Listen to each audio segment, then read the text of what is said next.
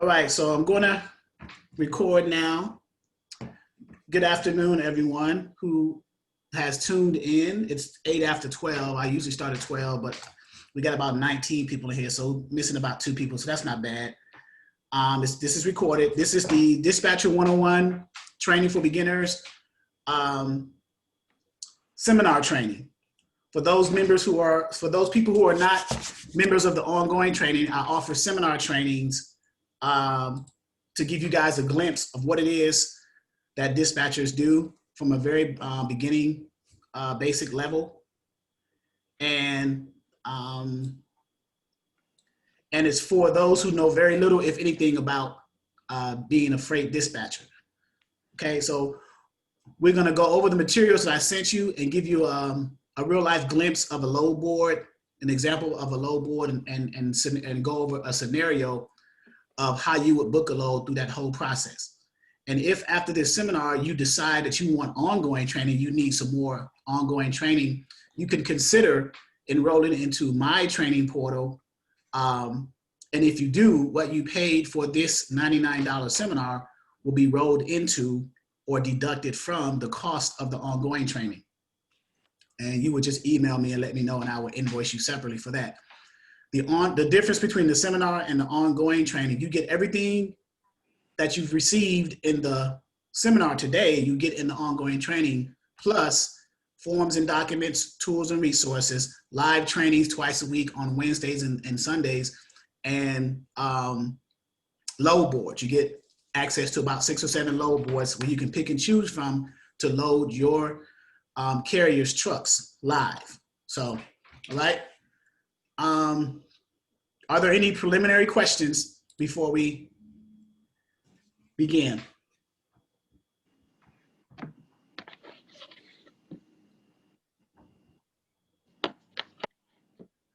Let me take this one too. Hello, this is Charles. Hey, Charles, hey, how you doing? Yes. Oh, okay, sure. I was expecting to get a voicemail. I wanted to, actually, I've just purchased the seminar. It's supposed to be going on today. Yeah, it's going on actually right now. And so I got to try to get you in here real quick. So let me, what is your first and last name? It should be, it's Vincent Powell. Okay, I'm going to go ahead. I email AB Powell. Okay, I'm going to email you the link so you can join us right now. We're actually in training right now. It's recording right now. So let me go ahead and do that. Let me get off the phone with you. All right. Okay, guys. So let me send him his link. And again, are there any preliminary questions before I go over the paperwork and the information with you guys? Does anyone have any curiosity about what dispatchers do? Some of the you want to dispel some of the myths possibly of dispatching, things like that. So shoot away before I get into the actual dispatching, and give Mr. Powell an opportunity to come in and join us real quickly. I have a question. Yes, ma'am. Who is this? Cecily. How you doing, Cecily? Hi, how are you? All right. I'm interested in knowing about how to attract carriers and maybe how to, I know you have to make flyers and you cold call and you go about it that way, social media. But what I mean is the flyers. What should they look like? You know what I'm saying? Like, I just need an example of a flyer. Okay. You know what I'm saying? I will put out to advertise. Well, that's based off of how your business model is for your dispatching company. How do you structure what services are you providing for carriers, for truck drivers? And then whatever you decide what those services are, put that in the form of a flyer or a business card. You provide, like, you communicate with your carriers, you provide, you book loads for them consistently with line haul and back haul. things. So whatever services, whatever your business model is for your company, then you would translate that into your business, into your flyers or into your business cards. Okay. Follow what I'm saying? Yes. Okay. Do you have an example? I mean, you know, just do you have an example of one? Yeah, I got, yes. I will have to go into my,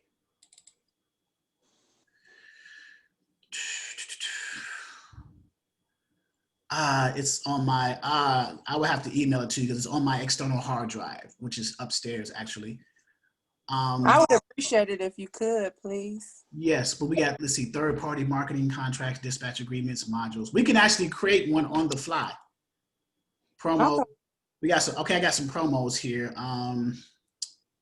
See, I do promos and commercials and social media marketing and stuff like that. Exactly. Yeah. So you would also leverage social media as well as hard copies of business cards and flyers. You know, Right. So here's the starting point for you. Do you have a logo for your business? I do. Okay, so that would be a header, and then under that would be the name of your business email, or your business phone. You know, the ways of getting a hold of you, and then under that or within that area, the services that you will offer. Okay. You know, so that's just like a rough outline of how that should be structured. And then after that, then you say, okay, well, here's my dispatcher agreement, here's my profile. So let me get into that now. So everyone received a Dispatcher 101 starter kit and 3 free eBooks and a glossary.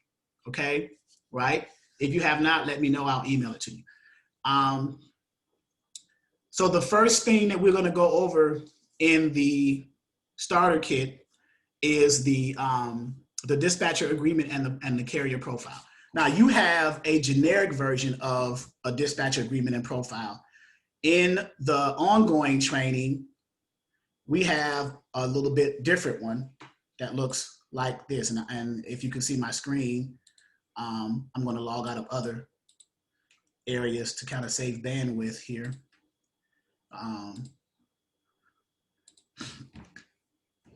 So under forms and documents, I got a full version of a Word document and a condensed version. So I'm going to open up the PDF. Can you guys see this PDF?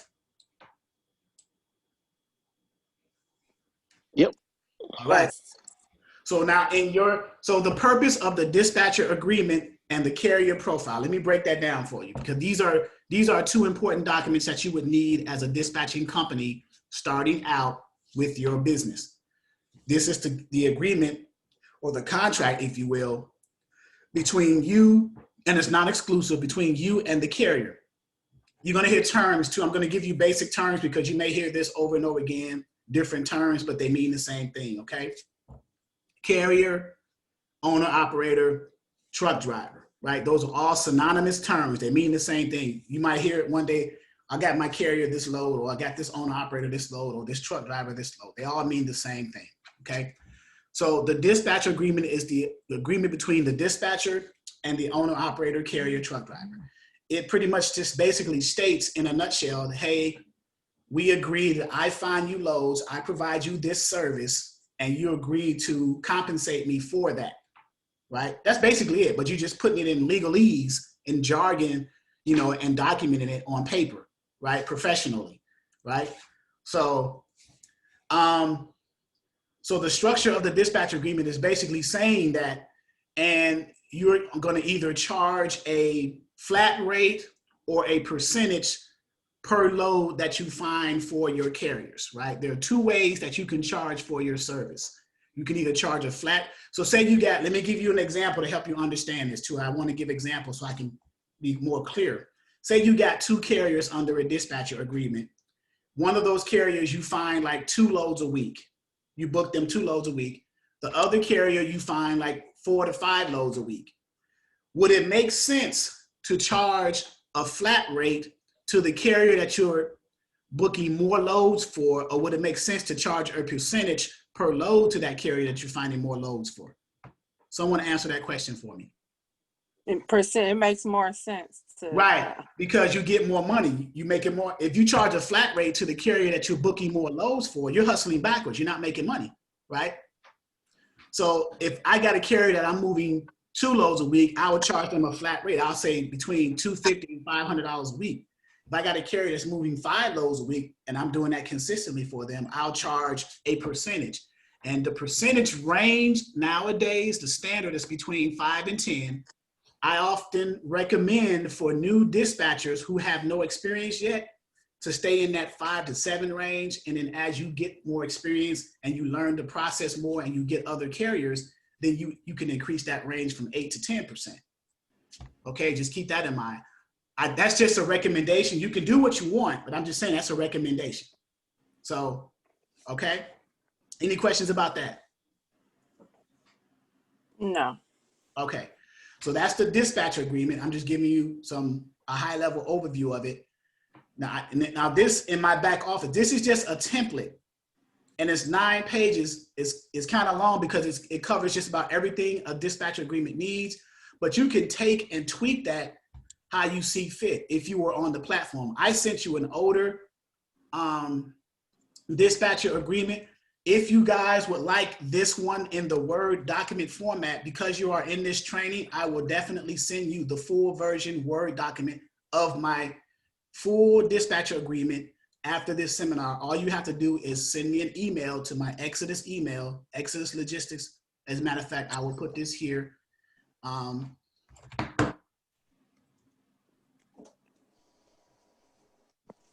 this right here now. If you want the full dispatcher Word agreement, email me at. So so the one you have is a condensed version, but you can get the Word version, and all you would need to do is just change my information to yours, right? Exodus Logistics LLC at yahoo.com. Okay. So there it is. So if you want that, just say, hey, Charles, send me the full version Word document. And then this is what you're going to get right here. This 9 page. And you can chop it up and tweak it for even put your logo on at the top if you have one of each. You can make it a header for each page. Pretty standard. Dispatch agreements are no more than about 3 to 4 pages. I made it 9 pages because I wanted to give you everything that you can possibly have in a dispatch agreement, and then you just take it and condense it how you see fit. See fit. Okay. And this dispatcher, I should call it a dispatcher packet. It contains the agreement and the profile. So what is the carrier profile? The carrier profile is where the carrier is letting you know how they want you to find loads for them. They're telling you how many cents per mile they want to move their truck for before they even get in their truck and start it up, what they want, and depending on the equipment type, you'll know those numbers. And we teach you that. And I'll go over equipment types in a second. They'll tell you how much weight they want to haul. Most carriers do not want to haul at the maximum capacity weight of their trailer. That doesn't make sense unless it pays well. Otherwise, they're burning a lot of fuel. And that's the main reason why most carriers do not haul max weight, because it burns a lot of fuel and that fuel costs. Diesel is expensive, right?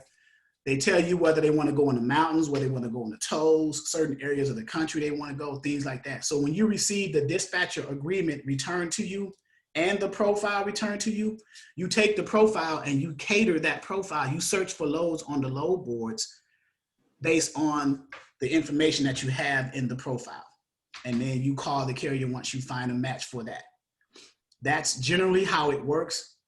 Over time, you'll be able to pick up on different patterns about it. Okay. People calling me.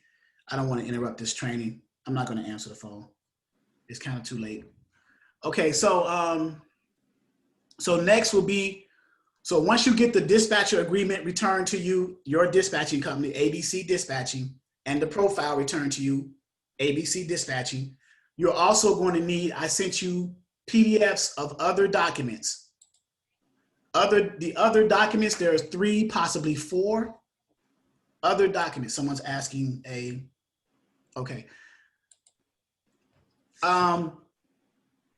Mca Authority Letter, and I'm going to show you what they are. You have the PDFs of them, but I'm going to show you what they look like. So these are the other documents that you need, and why do you need them? And this is my back office portal where people who are enrolled, they have access to all of this stuff. This is tools and resources, everything. So Mca Authority Letter, the W-9, and the certificate of insurance. And if your carrier has a factoring company, the NOA form. You guys received PDFs of each of these, correct? Yes. Yes. Okay. Yeah. Yes. The purpose of these documents being in your possession when the dispatcher agreement and the profile is returned, and you need these documents ahead of time too, because every time, I repeat, every time you go book a load with a broker, they are asking for these documents in order to get your carrier set up with that brokerage or get on board with that brokerage. The Mca Authority Letter. The purpose of the Mca Authority Letter is that tells the broker that your carrier has the authority granted to them by the FMCSA and DOT to move freight either all over the country, which is interstate, or within their specific state where they live. And that's intrastate. Okay, so that's the Mca Authority Letter. The W-9, which shows your carrier's EIN number, tax ID number, and it shows that they are a business, a legitimate business for tax purposes. That's the W-9. The certificate of insurance. The reason why you want that is, and the broker needs it, is because they want to make sure to verify that your carrier.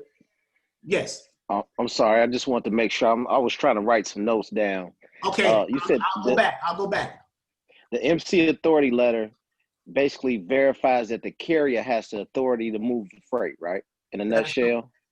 That's correct. So are you looking at the Mca Authority Letter in one of the printouts? No, I didn't print it out. I didn't get a chance to print it all out. Here's what it looks. Can you see my screen? Yes, sir. Yeah. Okay. This is an Mca Authority Letter. For those of you who have it, this is an Mca Authority Letter. It lists the MC number and the DOT number of every carrier out here on these roads today who is authorized to move freight has an MC number and a DOT number. These are unique numbers that are given to the carriers, to these trucking companies, assigned by DOT and FMCSA. FMCSA stands for Federal Motor Carrier Safety Administration. DOT, of course, stands for Department of Transportation, right? These are the federal regulated agencies that governs freight transporting, right? That's why carriers need to have an authority letter issued to them. On it, it'll have the service date that they're. Go ahead. You said something, G? Oh no, I'm sorry. Okay. So the service date is when that authority became active, and then you have MC and DOT numbers right here where these red arrows are. Okay. Mm-hmm. All right. So that's that. The next one was the W-9. So are you good on the Mca Authority Letter? Yes, sir. Okay. The next one is the W-9. So let's look at the W-9, right? Can everybody see the screen? Yes. Okay. Yes. So on the W-9, and you guys seen W-9s before, you've done taxes and stuff like that, right? So, so the person's name is here, line 1, as it shows on their income tax, and then their business name, it usually says like DBA, doing a business as ABC Trucking. And then line 3 or box 3 shows the legal entity type of that trucking company, whether they are a sole proprietor, single member LLC, S Corp, C Corp, whatever, partnership. They're going to list that there. Lines 5 and 6, not 7, but 5 and 6, street address, city, state, and zip. That's it. And then down in part 1, they're going to have their EIN number that they received when they applied for an EIN number at the www.irs.gov website. They went to that website, applied for an EIN number. The irs.gov website verified that they had a business. Once they verified that, they issued them an employer identification number. This is where they put it at. And it's also 9 digits like a social security number, but it's structured 2-7 as opposed to a social 3-2-4, right? You never associate, I shouldn't say you never because I've seen it done, but it's a best practice not to associate your real social security number with your business name, right? You guys follow that? Yes. It's better Yes. to associate the EIN number that's related to your business that you received from irs.gov when you applied for it, Mr. Truck Driver, to your business. It just create uniformity right there. So, and then you just sign and date it. So that's it for the W-9, okay? The next document is the certificate of insurance. Every carrier cannot move freight. They have to have a certain amount of insurance to cover the transport of the freight. The 2 basic insurance types that are on most policies are cargo insurance and general liability. The minimum for cargo is 100,000. The minimum for general liability for brokers is 1 million. The minimum for general liability for the insurance company for BI and PD, bodily injury and physical damage, you'll see it on the policies when you start to get the insurance, is 750,000. So, but most carriers, they'll bump it up to 1 million because the brokers say, okay, well, we require 1 million, so why not just bump your policy from 750,000 to 1 million so you can start getting these brokered loads and start getting paid? Why get refused freight and refused from being able to book loads if your insurance policy is below what the brokers require? Okay. Any questions about these documents? No. So basically, upon receiving the dispatcher agreement and the carrier profile, the carrier needs to produce these 3 documents. Right. And prior to you meeting that carrier, I'm sure they were booking loads. Unless they were brand new, they were booking loads before they met you. So they are well aware of the documents they need to give to the brokers to get set up with brokers, because carriers need to get set up with brokers.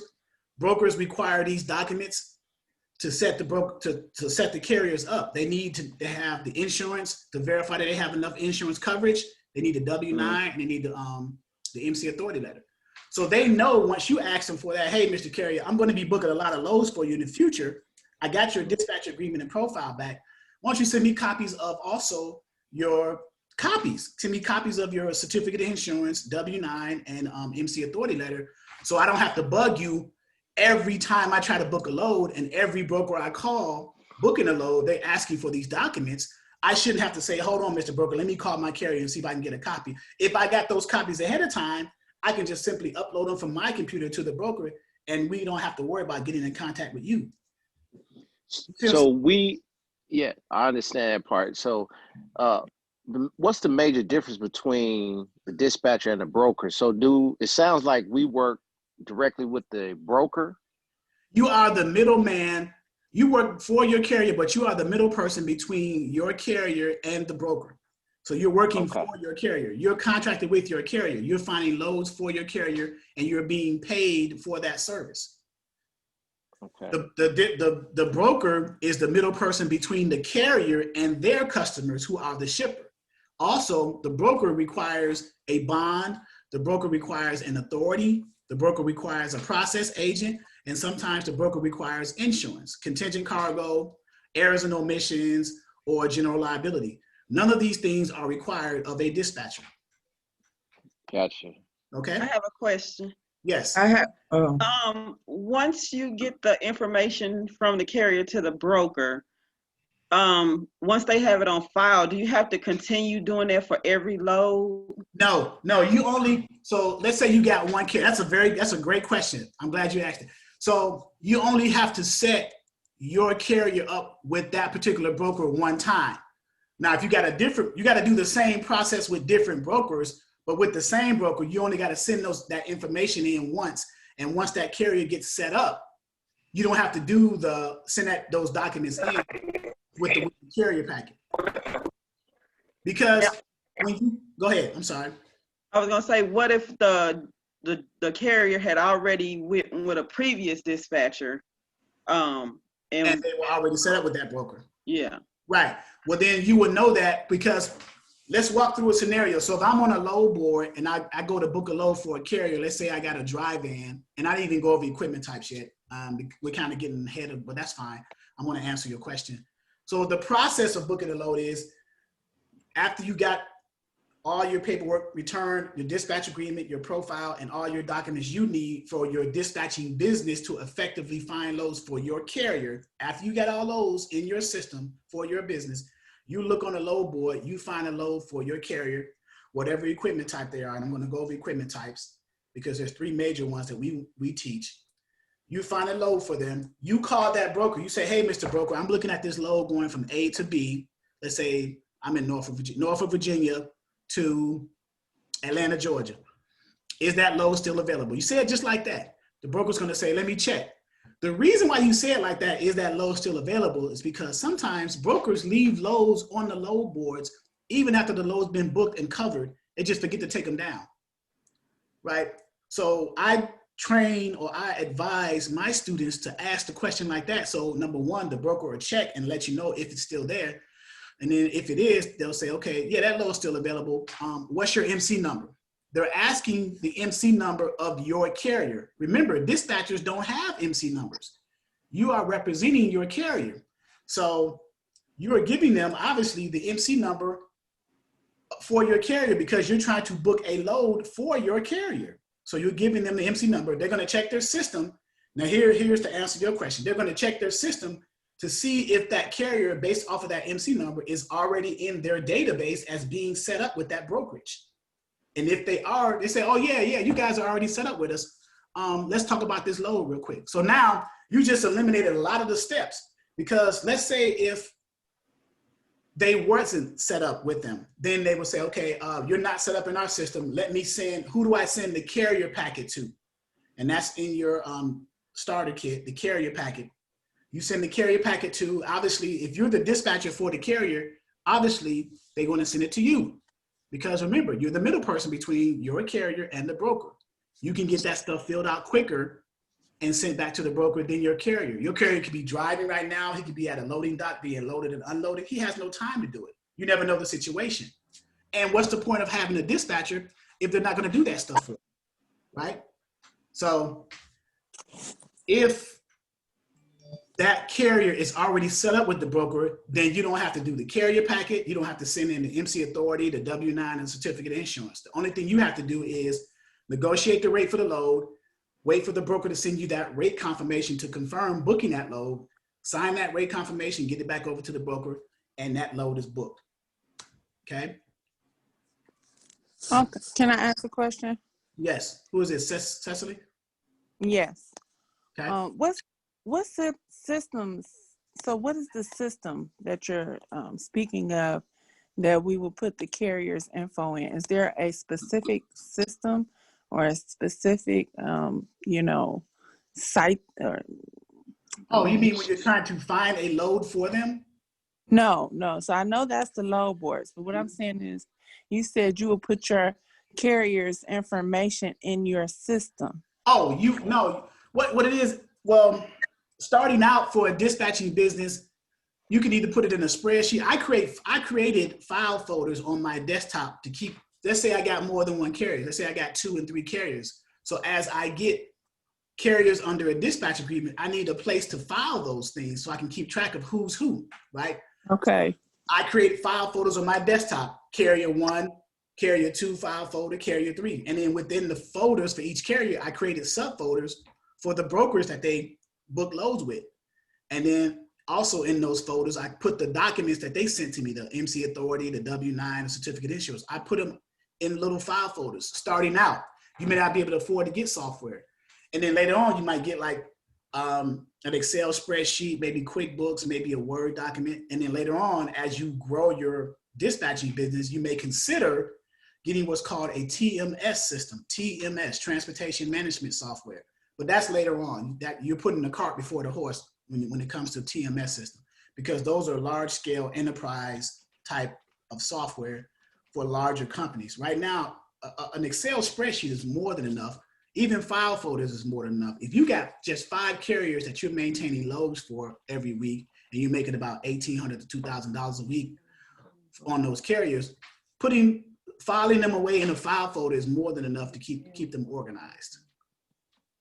Okay, thank you. Okay. All right. Any other questions?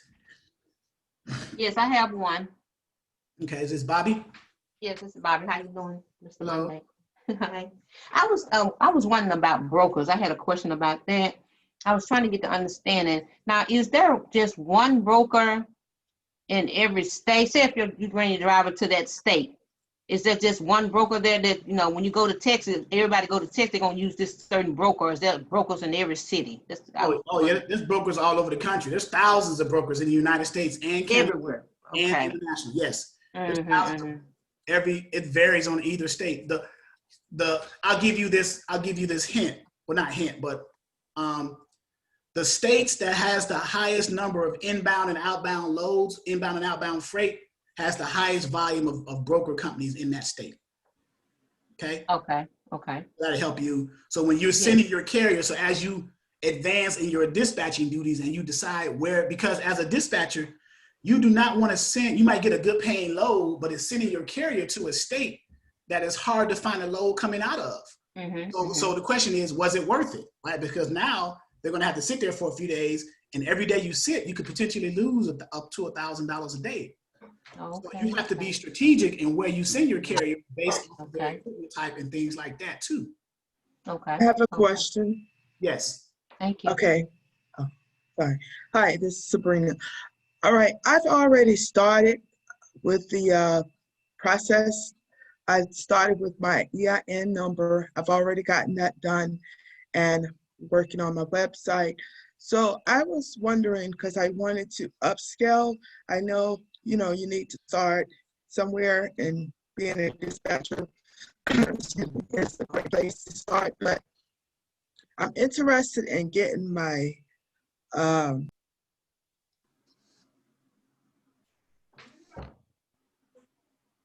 sorry about that, I had to cough. I'm interested in getting my broker's license, but the question is, I wanted to know if I can do a broker's and a dispatcher with having an MC number.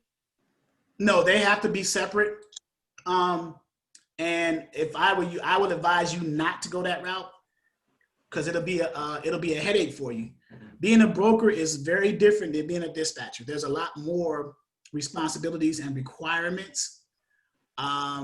You have to have a credit established. When you first become a broker and you get your broker authority and you get your bond, whether the bond is $75,000, it's either a BMC 84, which is a surety bond, or a BMC 85, which is a trust fund. Either way, whichever one you decide. The difference between the two is the surety bond is based off of credit, and it's like an insurance policy. The trust fund is like, say you got $75,000 laying around somewhere in escrow, you can put it up as your bond, right? Most people don't have that option. They'll go with the surety bond. The annual premium for that $75,000 is between $900 and $2,500 a year, which is not bad. You break that down monthly, right? But you have to get that. You have to get a BOC3, which is a process agent. What that means is someone who's going to be, and you could be your own process agent, by the way, guys. For those, a process agent is someone who handles the legal jargon. If someone sends you legal documents, court documents, someone files a claim against you, that person is responsible for handling all that stuff. You could be your own process agent. And you need your broker authority, broker of property authority. You have to file for that with the FMCSA the same way you do when you file for your motor carrier authority. There are costs involved in this. And then let's say you even get over that hurdle. You got everything done, you got your broker authority. What's next now? How am I going to get shippers? I have no experience. I have no book of business, right? In other words, book of business meaning I have no previous shippers that I've moved loads for, that I've taken and accepted tenders from these shippers, moved the loads with the trucks that I either have or the trucks that I contracted under my brokerage. I have no credit. My broker rating is N. There's different ratings for a broker. A and B are the best two. The N rating means that you're brand new, you just came on board, you have no credit established, things like that. Shippers see that because when they see your broker authority number, they're gonna know that you have an N rating. So they're gonna be reluctant to give you loads. You have to prove yourself. So there's a challenge too. Unless you know someone who's a logistics manager at a warehouse somewhere that you can talk to and kind of wiggle in. I suggest in my broker one-on-one training, if you want to be a broker, first work for a brokerage already established that has already been established for at least a year. Work as a broker agent under them to get that experience, right? To get that experience working for them, get that experience cold calling, get that experience working in their TMS system, transportation management software, get that experience doing the calls and moving the load, understanding the workflow of a load from the time you get it from a shipper as a load tender and the broker accepted that load tender to the time that you created a rate confirmation from that load and sold it to the carrier. What's all involved in that process? And I'm explaining it this way because everything that I'm explaining, I've done. So I recommend getting under an established brokerage whose broker authority has been at least active for at least a year. Because now when you because that broker is going to tell you as an agent, you know, bring some shippers on. I need you to bring some more shippers onto the brokerage. And I'm going to give you either a 50-50 commission split or a 60-40 is pretty standard. 60% to you, the agent, 40% to the broker. Why? Because you're doing all the work. You're calling, you're going through the scripts, talking to the gatekeeper, and then talking to the shipping person. So yeah, the broker authority has to be at least a year. That way you look more impressionable to the shipper, things like that. So if you want to go that route, the least expensive route is to start off as a dispatcher, okay? Start off as a dispatcher because as a dispatcher, you're going to learn the language of the carrier and you're going to learn the language of the broker at the same time because you're dealing with your carrier as a dispatcher and you're communicating with brokers to book loads for your carrier at the same time. So you're dealing with, okay. I hope that wasn't too much. No, thank you. I want to ask one more question as well. I'm interested in the dispatching. Like I said, I already started the process, but I was trying to find a legal loophole to have a Mca Authority number. Can you do without having trucks, being able to have an Mca Authority and the dispatcher? I'm trying to find a way to do like both at the same time. So dispatchers, I want to have. So dispatchers do not have Mca authorities. Dispatchers use the Mca authorities of their carriers to book loads through the brokers. If you're trying to get your own Mca authority, then you can apply as a trucking company, as a motor carrier to get your authority. But then that's a whole nother. Without a truck? You would have to have a truck because when you get insurance, the insurance requires the VIN number and all this, the year, make, and model of the truck because they need the price and give you a quote of what they're going to charge you. So unless you know someone that you can use the truck or something like that, you're going to have a hard time. So you can either go,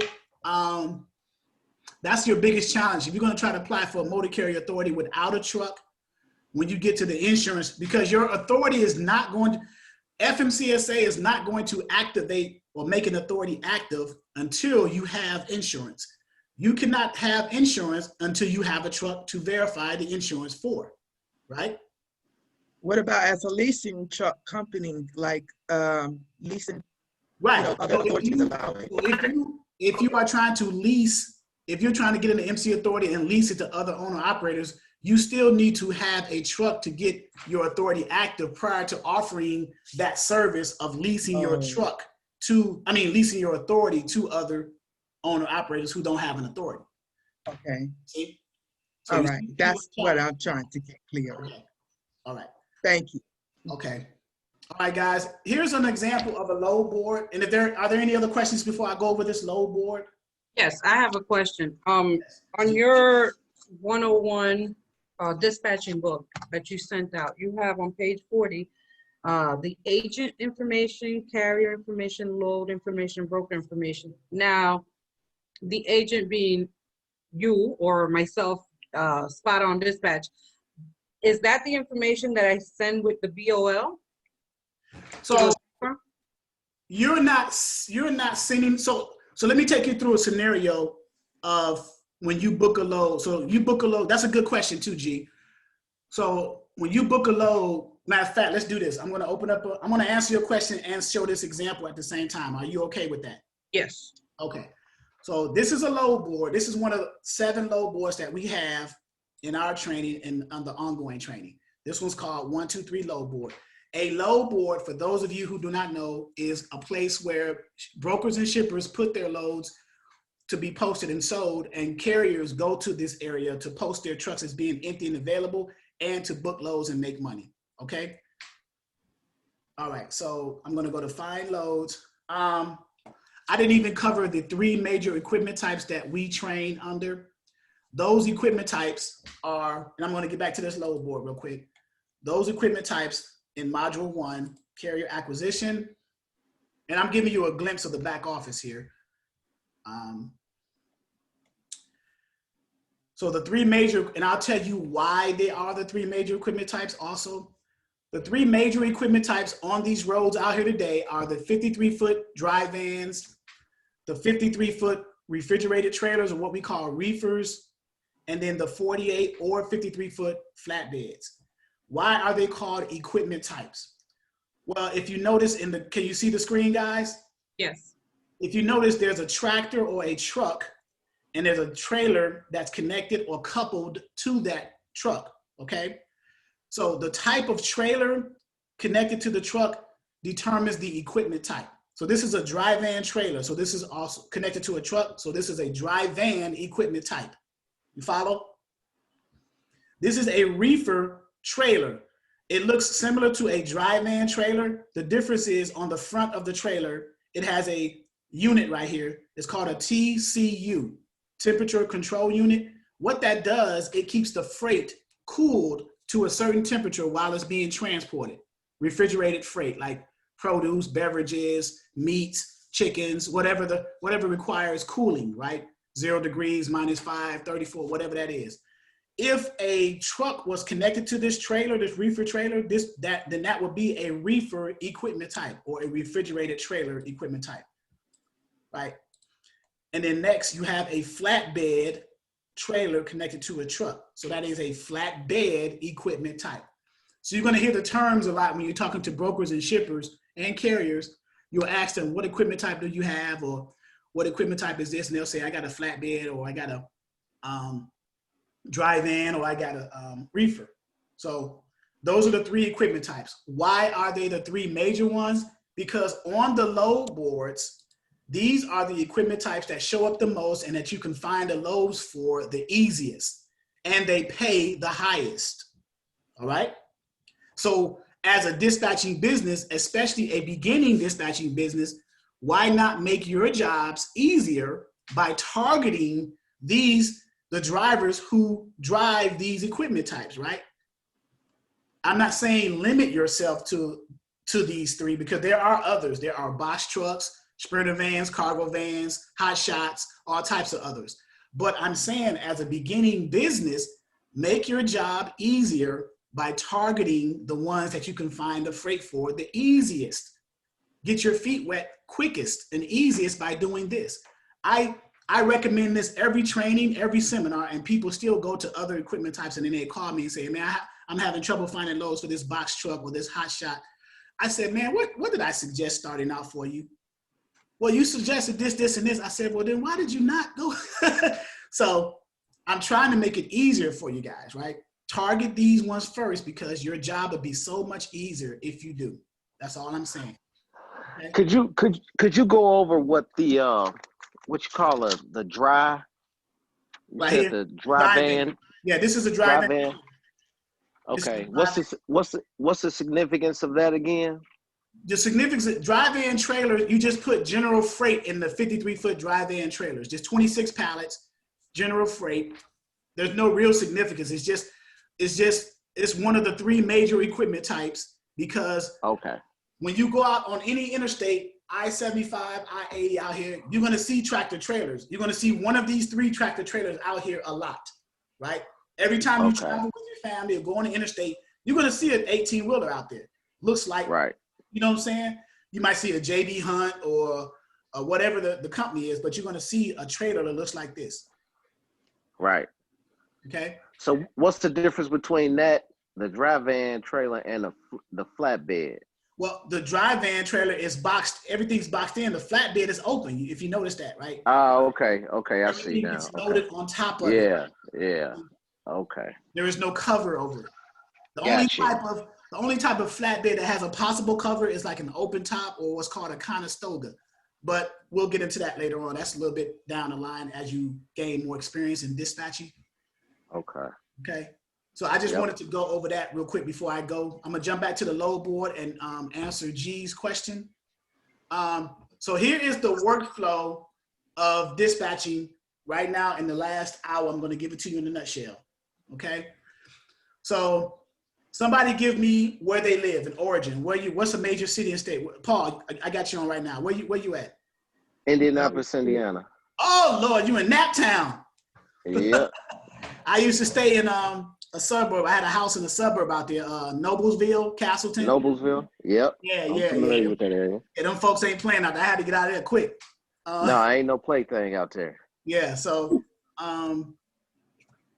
Indianapolis, and I used to go up to Hammond, Indiana, 69 North up to Hammond, see a couple of my friends over in Chicago. Mm-hmm. Indianapolis, Indiana. I'm gonna put 100 miles, deadhead.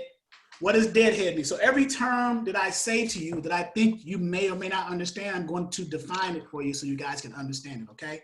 So deadhead means there's a load that's being picked up in Indianapolis. That's the origin right here in box A.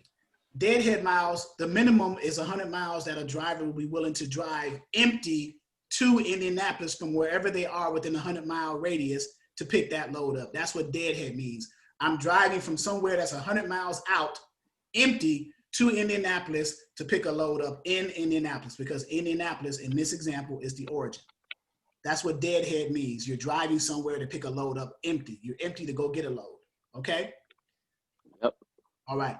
So I'm going to say anywhere. I'm not going to give a destination. I'm going to leave it anywhere because I want to give a large result set, okay? And somebody, of the three major equipment types we just went over, somebody give me an equipment type. Reefer. Reefer. All right. Who said that? G? Yes. All right, let me go back over here. So we're going to select reefer. So this is a load board, right? Most load boards have some common features, and then what separates the load boards are the extra features and what you're paying for extra on the subscription. They may have added features, but every load board has an origin where a load is picking up from. The origin is the shipper. The destination is the receiver where you're delivering it to, right? And then every load board has an equipment type. You have to select an equipment type. And then pickup dates, weights, and all that stuff. So I'm gonna leave pickup dates blank. Everything else being blank. I'm gonna leave it blank and just hit search. So what I'm saying here is I'm looking for a load picking up in Indianapolis within a 100-mile deadhead radius for a reefer going anywhere on any day. Let me see what pops up. I'm gonna hit search, and I got 300 loads found. Remember how I said how easy it is to find loads for the three major equipment types? Remember I said that earlier about 5 minutes ago? Yes. Yep. So now what I do with this particular load board, because I want to see right here where it's blank, where it says rate check and offer, where it's blank, I want to see if there's any, you notice here where it says it's posted. So I'm gonna click offer and bring up in numerical order those loads that are posted with the rates by the broker. So I'm gonna hit offer, and now boom, 3,400, 2,600, blah, blah, blah, right? So those numbers look good, but let's keep something in mind now. Miles. How many miles? Who said that? Yuri. Yep, there you go. How many miles? Because to figure out cents per mile for carriers, you take the rate that the load is paying and you divide it by the loaded miles. Sometimes you add in the deadhead to the loaded miles to get a true rate per mile. But for me, if it's less than 50 miles, I don't even add it in deadhead because 50 miles, right? So this load here, if I open it up and 1, 2, 3 load board, it actually shows you the calculated loads per mile. That's $1.55 a mile. there's no way a reefer carrier is going to pick that load up at $1.55 a mile. No way. And Indianapolis, right? And I'm going to show you why they're not going to I'm going to give you a resource that shows you, and I give this in the training, I'm going to give this to you for free. That trend lines is, you check the spot market rates for the 3 major equipment types: dry van, flatbeds, and reefer. I'm going to copy it and I'm going to put it into the chat so everybody will have it for themselves. Okay, there you go. So here is how you use it. Dry van, we were looking at a reefer load, right? So we're going to go on the reefer, flatbed, van. So we were looking on the reefer. Attempting to reach you on your cellular device. Reefer, we got national rates for the reefer. And these rates come out weekly and they're average rates. So we're in Indianapolis, right? So that's the Midwest. So we're in the Midwest zone. You read this by they're read by zones. This is the Southeast zone or the Southeast states. For a reefer truck or equipment type, the average in this zone is $2.27 a mile. Northeast zone, $2.25. Midwest zone, $3.06 a mile. Indianapolis is included in that. So, and then Southwest zone and then West zone, the different numbers. That's for a reefer trailer. This is how you read that, right? Mm-hmm. So looking back at this one, there's no way that that I can't present to my carrier, hey man, I got a $3,400 load for you. It's going almost 2,200 miles. He's gonna be like, what? There's no way. So let's do this. Let's reverse engineer this a little bit. If we know that the rate, the average rate, let's say average rate, it could be higher, it could be lower, but on average, $3.06 a mile in that region, coming out of that region, and we're looking at a Midwest load, Indianapolis, right? Portland, Indiana. If we know $3.06 is the going average, what number can we present to the broker? It's definitely going to be higher than 3,400. How do you calculate that? This is how you do it. You take the loaded miles and you multiply it by that $3.06 average. And that'll give you what your carrier should be getting paid for that load, right? So what is that number? I'm doing it myself too. So $3.06 times 2,198 miles. That's almost what, about $8,000? 67.25. Can't get my calculator up. 6,000. What's the number? $6,725.88. Yeah. I got 7,000. No, 6,725. Yeah, 6,725. So what I usually do, I round up. So I'll say 650 or maybe even 7,000. Because we also too, keep this in mind, with reefer, right? With reefer loads, there's going to be more than one pickup and more than one delivery. Generally, it's usually not a case where it's a 1-in-1, one pickup from the origin and one delivery from to the receiver. It's usually that's called a 1-in-1, one pick, one drop. Reefer loads usually have multiple pickups and multiple drops. So with that being said, outside of the one pick and one drop on either side, you can charge additional monies for extra stops on the pickup side and additional monies for extra stops on the delivery side with reefer trailers. And you will learn this over time, okay? But it's just- So that's negotiating. That's when you get to negotiate. Yeah, it's very negotiable because you got to consider with a reefer trailer and a dry van trailer, every loading dock you dock at outside of the 1-in-1, like say you got 3 picks and 4 drops. So that's 3 picks, so that's 2 extra picks and then 3 extra drops. So for every one, that's an extra $300 to $500 per stop. So $300 to $500, so that's 1,000 added here and then another 1,500 here. So now that number goes up to close to $9,000. Wow. But you have to know this. You have to understand it. You see what I'm saying? The trend lines. Right. So, exactly. So I'm not sure if anyone's telling you this or teaching you this, but this is, you have to understand how to negotiate it. You have to understand your market for that equipment type, for your carrier.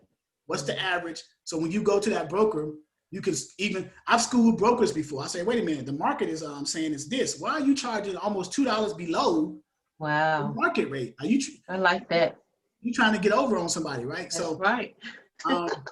but that's what it is.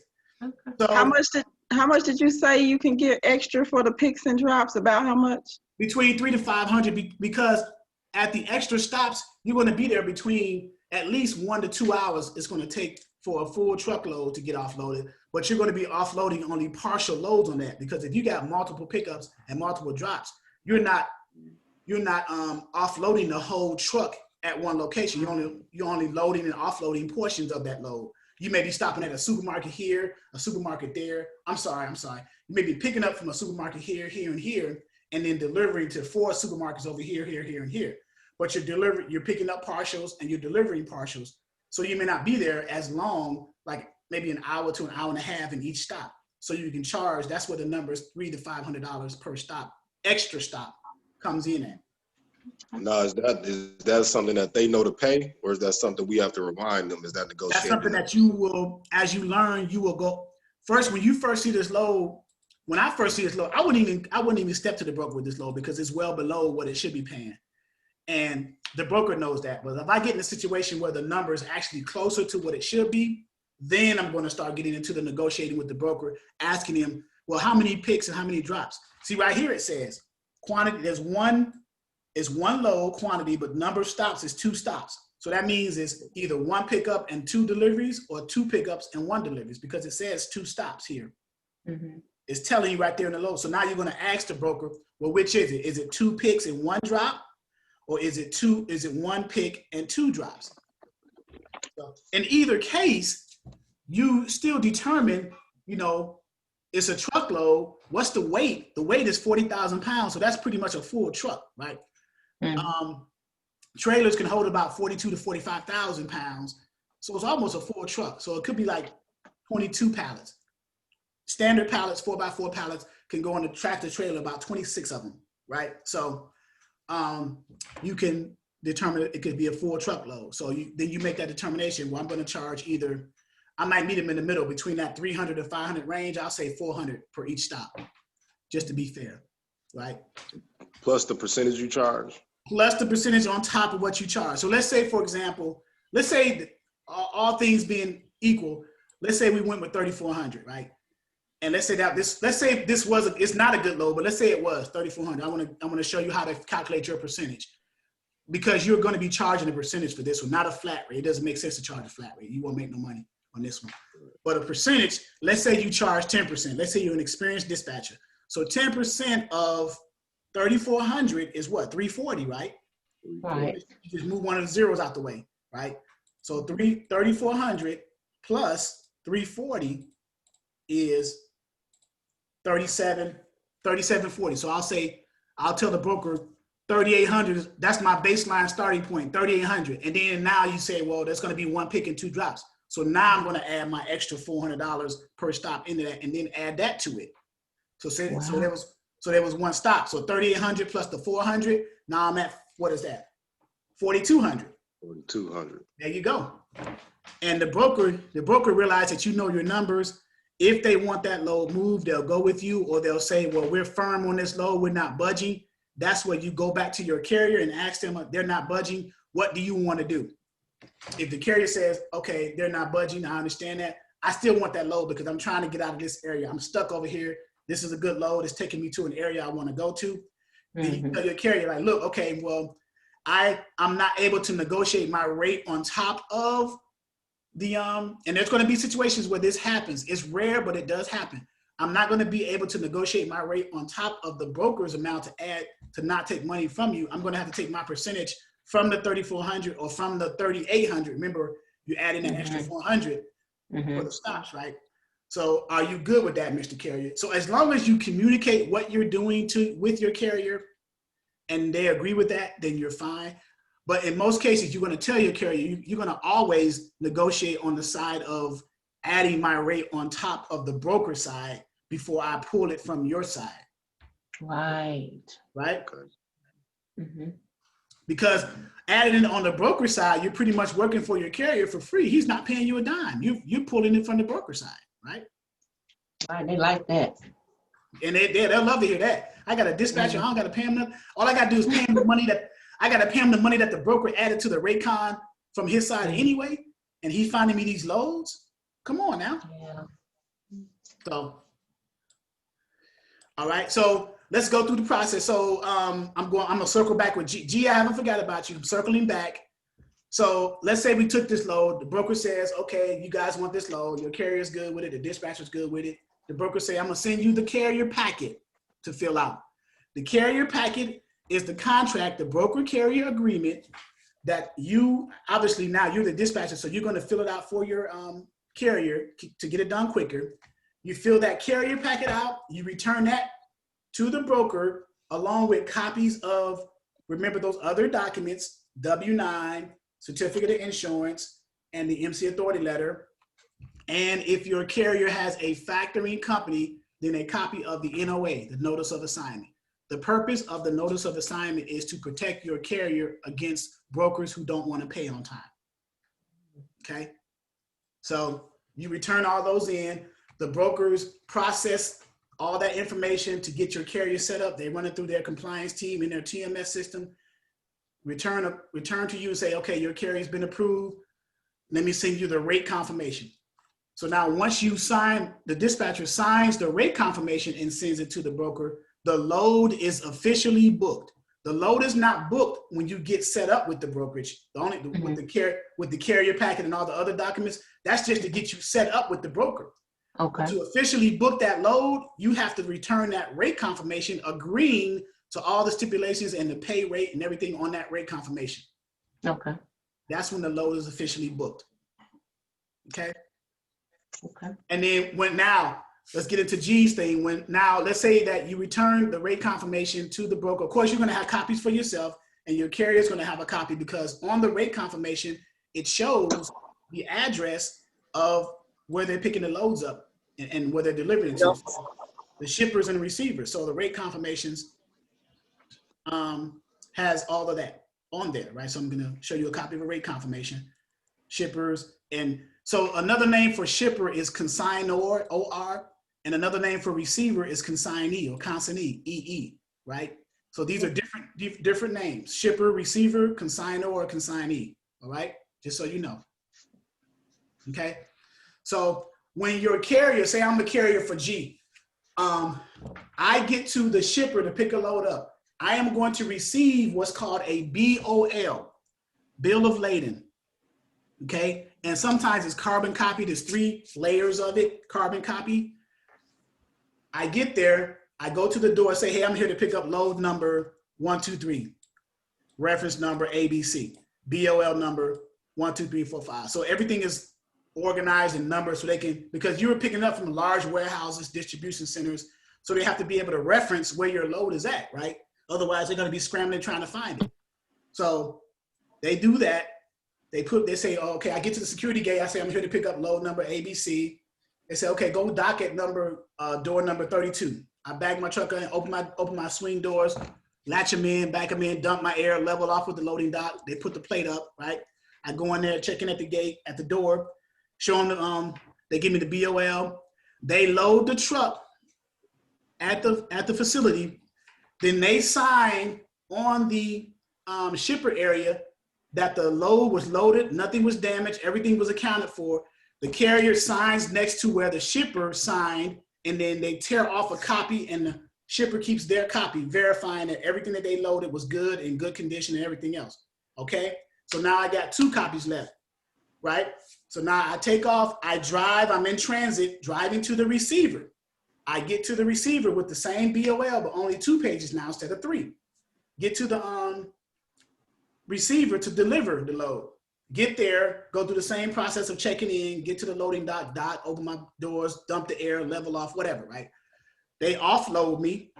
Then they call me in there after however long it take, an hour, 2 hours, whatever.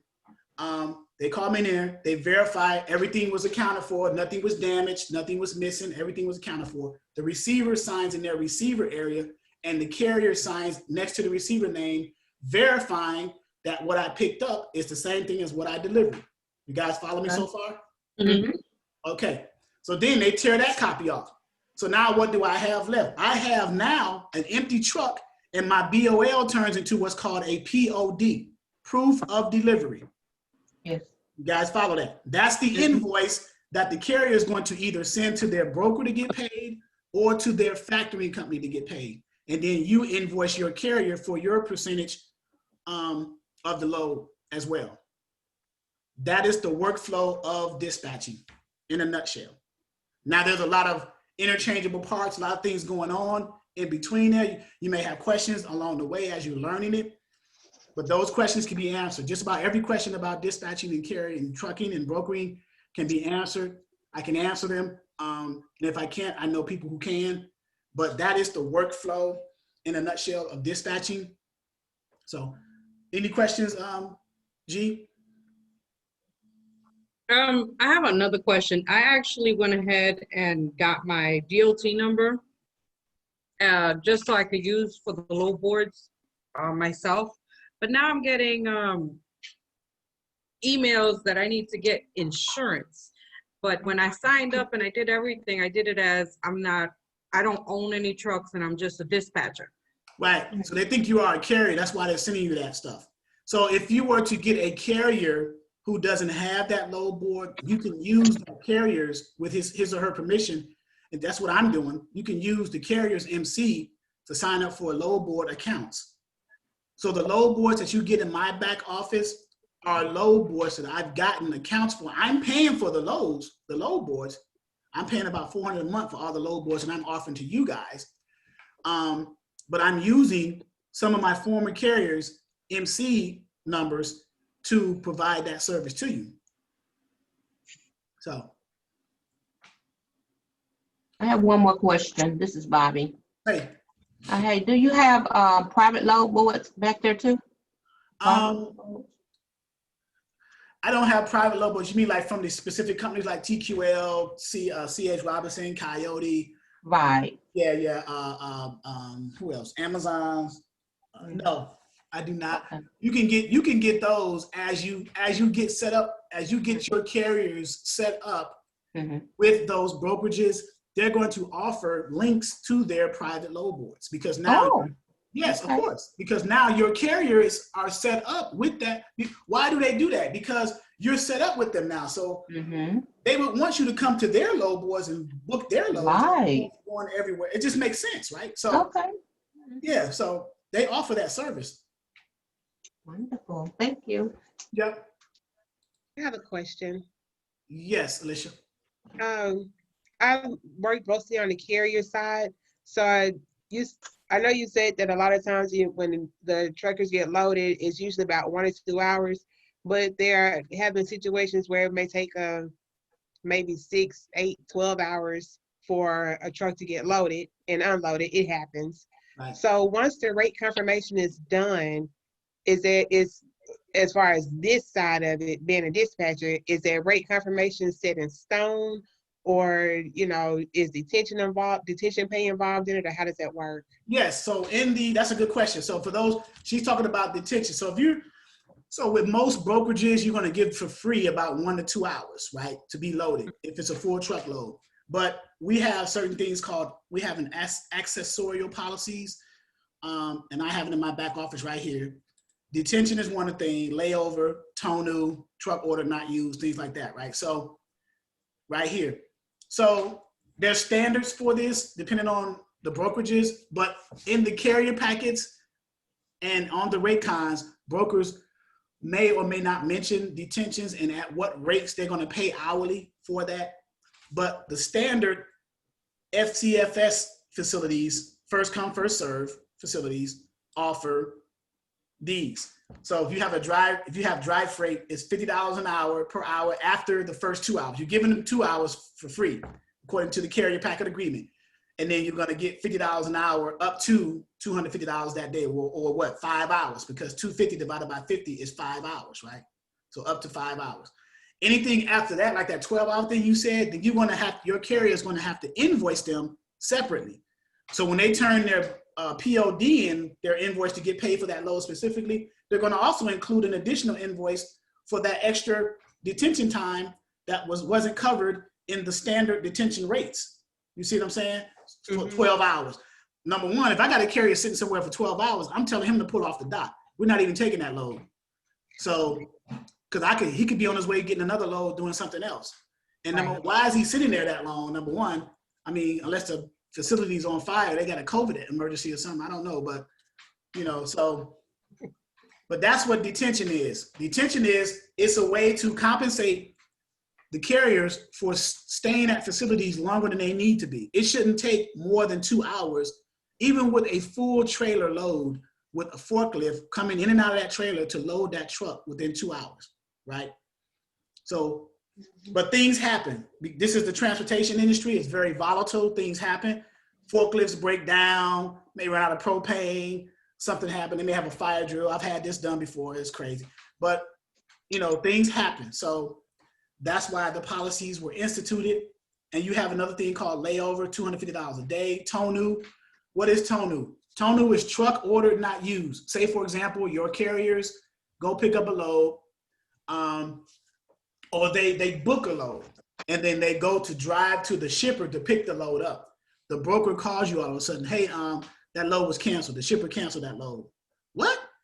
So while he's on his way to pick the load up, so I'm going to send you a TONU. This is the baseline starting point. It goes up to about $500, but the basic, and it's based off of the distance your carrier is driving to pick that load up. So the further out, the more you can charge for TONU.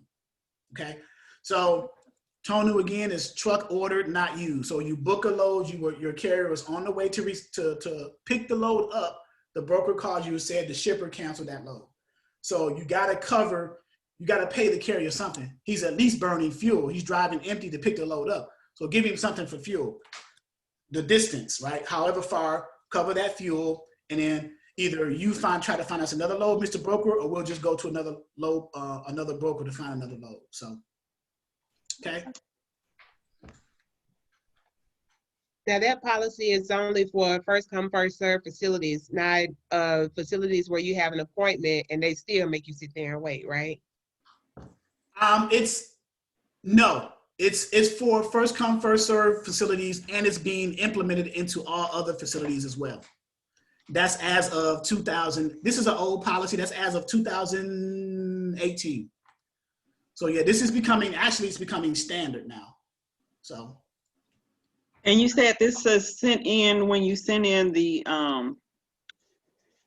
when your carrier delivers the load and gets the final signature, and that BOL turns into a POD, proof of delivery, because his truck is empty now. So he's proven that he's delivered, and everybody signed off. The shipper signed off, the receiver signed off, the carrier signed next to each name of the shipper and the receiver to verify everything. Nothing was damaged, no claims filed against them and everything. So now they have a POD, proof of delivery, an invoice to send to either the broker or the factoring company if the carrier has a factoring company. If the carrier doesn't have a factoring company, brokers offer 3 types of payment. They offer quick pay. They charge up to about 5%. You get paid 24 to 48 hours. They'll charge for that service because most brokered loads are factored loads anyway. So they're just passing their factoring expense to the carrier to provide that service of paying them quicker. You guys follow that? Mm-hmm. Okay. So number 1 is quick pay, 24 to 48 hours, up to 5%. Number 2 that the broker offer payment method is 5 to 7 day wire transfer, or what's called ACH, automated clearinghouse. What they do is they'll get a voided check, or they'll have you write on the carrier agreement, the broker carrier agreement, a routing number and an account number that they need to wire the money to within 5 to 7 days. And then number 3 is the regular paper check mailed to the residence of the home address of the carrier. So as a carrier, especially a new carrier just getting started, don't have enough income, which one do you think they're going to select? They're going to select quick pay because they need the money quickly so they can put fuel in their truck and go on to their next load. So if I got a $5,000 load, I'll take a 5% hit if I don't have a factory company to get my money up front. What's 5% of $5,000 is $250, right? So I'll take that. What's that? 5,000 minus 250, 4750. I'll take 47. Give me 4750 within 24 to 48 hours, and I'll give you $250 for doing that. so I can move on to my next load, please. Thank you very much. So, you know, but hey, you got some carriers that'll make a big stink, and that's up to 5%. It may not be 5%. It may be based off of certain situations that the broker requires from the carrier. It could be less. It could be 3%. But whatever it is, you're getting paid 24 to 48 hours quicker so you can get your money and move on, right? So, all right. All right. Any questions? Yes. Who was this? G, I guess. Okay. Yeah, G Allen. Yeah. Okay. Yeah, two for one special. Okay. Oh. All right. Well, our question is, we're currently with RBBS. Oh Lord, So- don't say that. Huh? Calvin Butler. He brags on you. He No brags comment. on you. Huh? No comment. Listen. I am the Charles that Calvin Butler talks about all the time Exactly. when he was dispatching before he morphed into Assurance USA. So you know. But anyway, I'm sorry. Go ahead. What's your question? So yes. Our question is, how does your rate work if we want to continue with training under you? If you want to roll over into my ongoing training? Yes. Okay. Do you want to do a 2-for-1 or a single member? More like a single, cause I'm just backing her up, cause I'm all over the place, man. I wish I could sit down and do it with her, but this is her baby. Okay, that's cool. So whoever registered for this training today, the seminar training, and wants to get into the ongoing training, I'm sharing my screen now so you can see it. Okay. There's a 2-for-1 and a single member. What you paid for the seminar today gets rolled into the cost of the ongoing, or deducted from, right? So $99 minus from the $299. So you'll just pay the difference if you want to continue. You don't pay another $299. You're going to pay $99 from $299, right? So it'd be what, $200, $199, whatever, right? Okay. Okay. And so I don't want to like keep overcharging people. I don't believe in taking advantage of people. Number one, I believe in trying to give you everything that I have, that I've learned. So this is all you get. So if you want to take a screenshot of this, or you can just go to the website. Let me copy this and do that. But if you are interested in that, you would send me an email saying, hey, I want to just say something like, roll me over, please. And I'll know who the name of the person is, and I'll send you a separate invoice for the difference of $99 from the $299, and then we'll just go from there. And then once you enroll, you get a welcome email. Next step is to go to the orientation back office setup, set up your email and password, and then you're pretty much in. I have live trainings twice a week, Wednesday at 6 p.m. Eastern Standard Time and Sunday at 11 a.m. Eastern Standard Time. And it's Zoom, tools and resources form. You have access to the 7 or 8 load boards. Speaking of which, let's go here. Someone just asked, can we go over how to get carriers? I will. So Can I load ask board. you one question before you go on? This is Bobby. Hey, Bobby.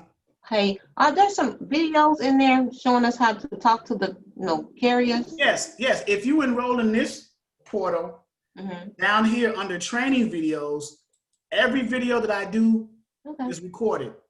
Okay. Now, these seminar videos are not going to be in the back office of my member students' training videos. That's why I said I'm going to email everyone a YouTube version of the video that we're going up, the training that we're doing right now today. Okay. You will get a copy of the video of what we're going over in case you did miss something. The reason why it starts with November, because 2 years ago, I started the online portal in the month of November. That's the only reason why it's first, okay? But it's first, it has dates in the titles, and it's different videos for that month. So you click the arrow, the right arrow, it's gonna go to another date, so on and so forth, right? Okay. December, January, blah, blah, blah, right? You get the point, right? So, but, and in my YouTube channel, I have over 140 free videos there. That's right. So I viewed them. I ain't looked at all 143, but I've been looking. so everything is like, it's repetitive because you want to reinforce the knowledge. You're You know, right. Just listen to it over and over till it that's gets the into best your way head. to learn something is to reinforce it until you master it. Right. So experts are only those who mastered the basics. That's how I define an expert.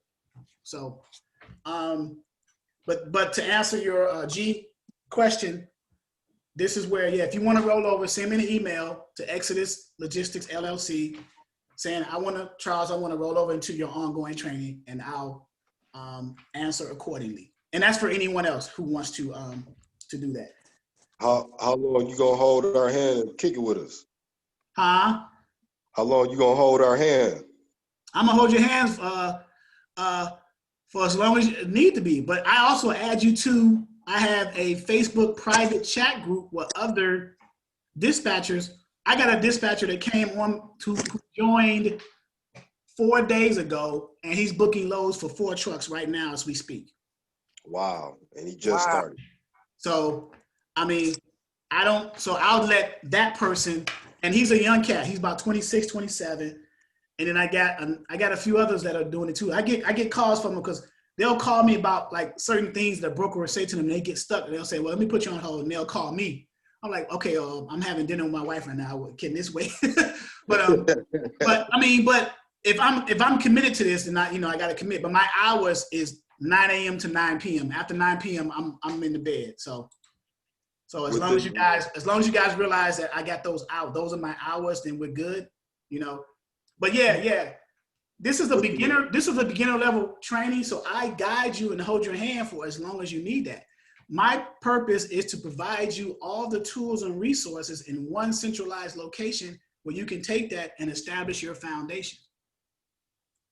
Right. And for those of you who are adamant about getting the box truck, cargo van, sprinter vans, if you happen to come across carriers and call them and they tell you they got those equipment type, I am networked with the box truck coach expert, Tam and Sheldon Moore in Atlanta. If you click on box truck coach, these are, if you want to learn about box trucks and sprinter vans and cargo vans, these are the ones.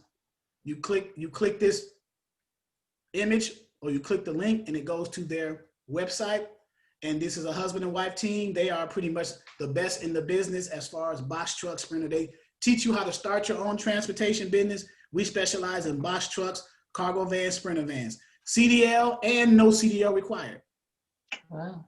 So it's good to network with people that, have their niche and have their lanes and share that with people who may be interested in that. So I have a question about the your training. Yes, ma'am. So the page that you were on the website, it talked about maybe you could go back. The enrollment page? Yes. So it talked about the business setup, the LLC and EIN. So when we enroll, how would that work? You would guide us in how to set the business up, or? Right. So what I do is I have information and documentation and video about business setup. I have, like, for every state, the annual fees in the year 2020, this year for getting an LLC by the state, right? Secretary of State filings, all states, that's a document, business setup, and a business checklist, and then we just go over, because it's real basic, to be honest with you. You just need a business name, make sure that it doesn't register as already being taken in your county or municipality or the city that you're filing it in. Oh, wow. And then go to the IRS.gov, apply for your EIN number, get that. Okay. It varies on how long it takes based off of the state and where you're setting up at. And then you pretty much EIN and LLC. Well, I usually recommend LLC. Most people say, well, I'm going to do sole proprietor. I say, are you sure? Sole proprietor is not recommended. Yeah, sole proprietor, that means that if someone sues you, they come after your personal as well as business. Right. LLC, your liability is limited only to your business. They can't take your personal. That's why it says limited liability. And that's just if someone sues you, come after you, Right. So, okay. I have experts. I have tax people and experts who are in the trainings, who are students in the trainings, but are tax people that provide input about that too. So you can talk to them. We have a private Facebook chat group that I monitor on my phone, and I get dings all the time. People are talking to it right now. Well, I can't open it up, but right now, asking questions and everything. So it's more of a family kind of a thing. I'm trying to make it more of a family thing, where we share and network and, you know, stuff like that. So thank you. You're welcome. So in that 290, do we have to enroll in the 299 in order to get the load boards and the back office access? That is correct. Okay. Yep, that's the only caveat. You have to be a member of the portal in order to access the features of the portal. And how long will we be able to access those features? Well, right now, if you enroll prior to the 1st of this year, you can be in there ongoing. After this year, I'm increasing the price to $3.99, and it's only going to be for a year membership. But right now, it's ongoing, so you can be in there for as long as you need to be, forever. For the $19.99 a month, right? Plus, well, I'm going to eliminate. So the people who are in it now, prior to the 1st of the year, I am going to eliminate their monthly subscription. And I haven't even announced. I'm going to announce that in my training tomorrow. I'm going to eliminate their $19.99 monthly subscription, and then they're going to be just in it, right? They don't have to pay $19.99 a month, and they're just still in it. So they're going to be probably screaming, speaking in tongue or whatever. But wow, we and get then, it to us like us. and that's then, us. and then, I think. And then the 1st of the year, and the reason being is because I got a lot of people that I'm chasing down who are like behind in $19.99 for like 3 months, 4 months, and I don't want to be punitive by kicking them out. So I say, okay, I'm just going to eliminate everybody. Everybody who's in is grandfathered in. No one who's in right now don't have to pay $19.99 anymore. But after the 1st of the year, I'm going to increase the cost from $2.99 to $3.99 to kind of offset that $19.99 over the course of the year. And you see what I'm doing? Right. So I'm increasing it by $100, but you don't have to pay a monthly subscription. You just pay that one price, and you're in it for 1 year. You already paid it. So yeah, you already paid it. So it shouldn't take a year to learn how to dispatch, right? Right. That's right. Got it. So I'm trying to be as fair as possible, right? I don't want to be punitive, but I still have to run a business. So I'm trying to find a balance right there. So the load boards that you have, will you still have access to them? Yeah. Or is that something? I mean, like without enrolling those load boards, are they like easy accessible, or do we have to have a DOT to access those load boards? If you're trying to access the load boards that I have without enrolling, then you have to get your own subscription, which you require an instant number. Okay. Okay. And the load, I don't know if I showed you the ones I have. I'm bringing back Internet Truck Stop, but one of my carriers MCs became inactive, so I took it down. So I got 123 load board. That, which is Trucker's Edge, which is the carrier level of that. Direct Freight Services, Trucker's Path, Next Load, A1 Freight, Matching, Free Freight Search, and Dolphed. And then I also had, which I'm going to bring back in the next week or so, Internet Truck Stop Pro, which has Rate Mate and all this other stuff in it. So I have you work off of all these load boards. Say again? And you work off of all these load boards? Yeah, but some people have a favorite one. Like they may see features on one that's better than the other, so they just stick to logging into that one. Okay. So, but you have access to all of them. So that was actually my question. When finding freight for a driver, like, so are you working? How many load boards do you work off of at one time? As many as you feel. So say you got one load board. Say you have criteria that you want to meet to find a load for your driver, but not one load board has all the criteria, but maybe 2 or 3 do. So then you open up 3 different tabs on your internet browser, and you open up those load boards and compare them. And put those loads in for each of those. For that lane, and then you find it for your driver. I found that 123 Load Board and now Direct Freight Services are pretty good. So that's why I opened up 123 Load Board. I like the 123 Load Board. I like the tab, the backhaul tab, because you can find loads back.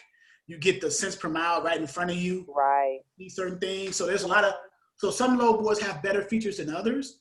Okay. That you're looking for your business. So that's a case by case, business by business, dispatcher by dispatcher decision. Okay. All right. I think somebody mentioned when you gonna start talking about recruiting truckers. I'm considering the first of the year, maybe the second month in the year, because I got other people asking me that. I've actually had trucking companies call me and say, do you have a team of dispatchers? I said, not yet. Not trained up to how I want them to be trained up. Because I got a trucking company with over 300 trucks that wants a team of dispatchers dispatching trucks for them in this area. So, but I'm not ready to unleash. I'm not ready to set nobody up. I don't want to set no one up for failure. So I want to make sure that people are ready to effectively dispatch for a trucking company with a fleet of 300 trucks. Can you imagine sending trucks, a fleet of trucks, 300 trucks all over the country, and you don't know what you're doing?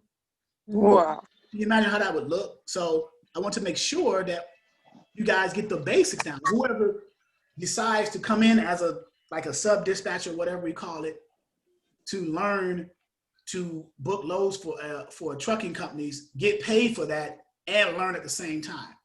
Okay. So, but that's coming in like maybe February, maybe March, because I gotta reinstitute the Exodus dispatching service side. I still have it on the website. I still have the carrier services where you can do a dispatcher agreement and profile online on my website. I still have the sub dispatcher form for those of you who are enrolled members. Only enrolled members can participate in the sub dispatching part. So all that's in place. I just got to align the carriers. Say again. I think I missed the sub dispatcher. What's that? Sub dispatcher is, so say you enrolled in the course, right? You're a member of this course, but you're having a hard time finding carriers, whether cold calling, whether going to truck stops, whatever it is, you're not good at talking to them. You're not good at anything. I provide an alternative to that, where I used to have a dispatching company where I had a number of carriers, and I would let people who were members of this portal book loads for my carriers, and we split the percentage. So 10%, you get 5, I get 5. So what that does for you is it eliminates you pulling your hair out trying to find carriers. I'm providing them for you.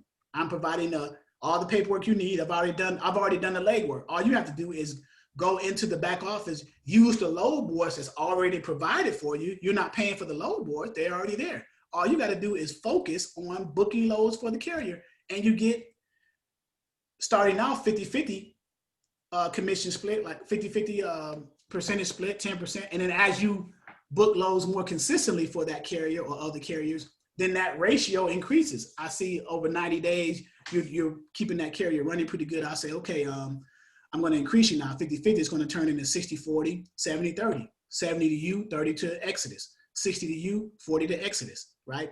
So, and to the point where you say, okay, Charles, I got it. I found my own carrier now. You can take the training wheels off, right? I don't need to work with your sub dispatcher now. Okay, I'll take you off that carrier, and I'll put another person who was waiting in the wings to get a carrier into that. You got your own carrier now. You understand the whole process now.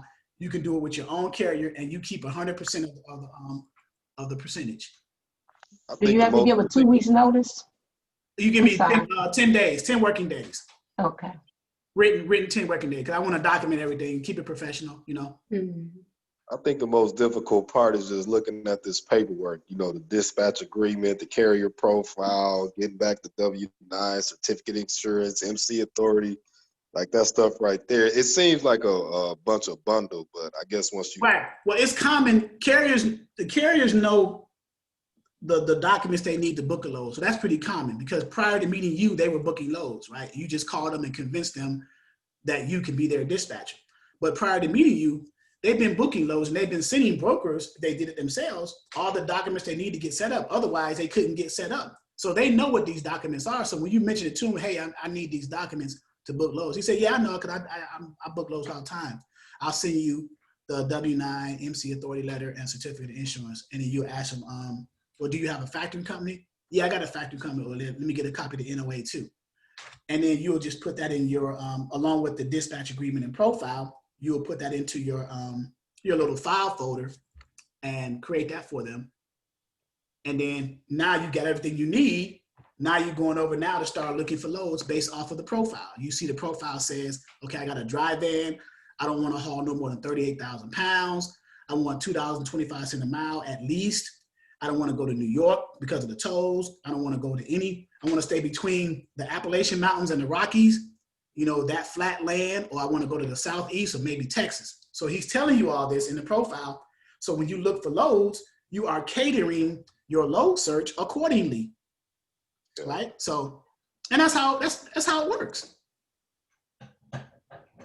The time that you get the information, the carrier packet, and send it to the broker, what's the time frame between them, you know, sending the information back and forth to you? I would say within 30 minutes now, because brokers have finally caught up with the 21st century and they're doing things online.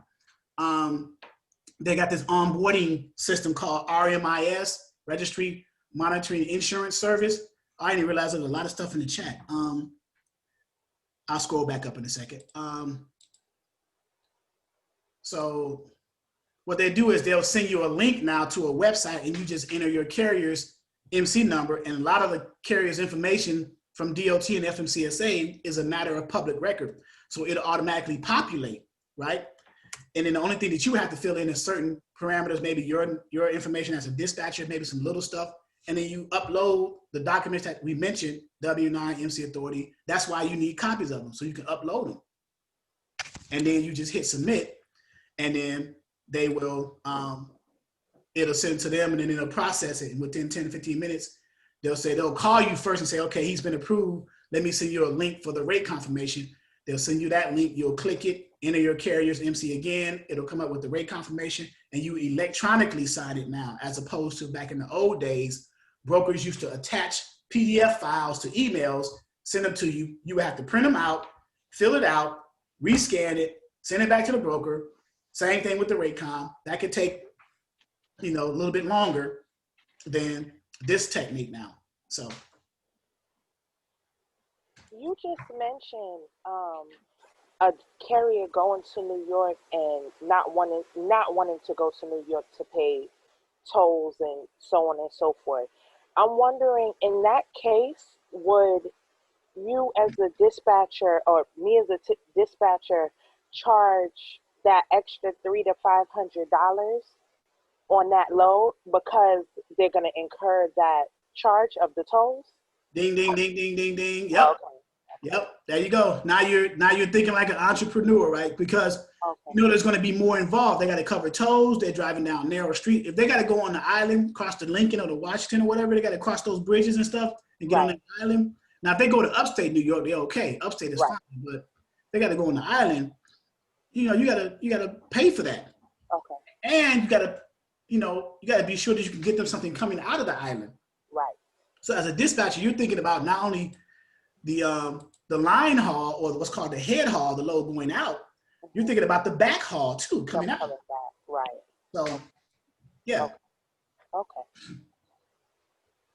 Now, this link that you just showed, the RMIS, that is something that is provided as well.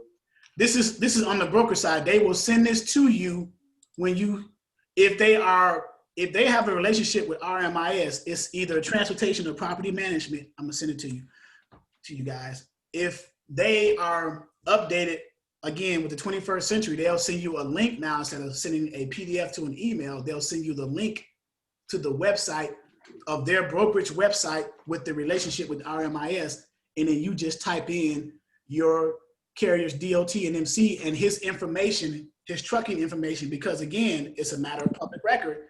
It'll populate. And then the only thing you have to fill in is certain things that didn't populate as it relates to you and relates to certain things with your carrier. And then you hit submit after you upload the documents that the broker needs, upload it, and then they'll process that within 10 to 15 minutes. They'll call you back and say, okay, he's been approved, he's set up. Let me send you a link so you can sign the rate confirmation. And in the same process, they'll send you that link.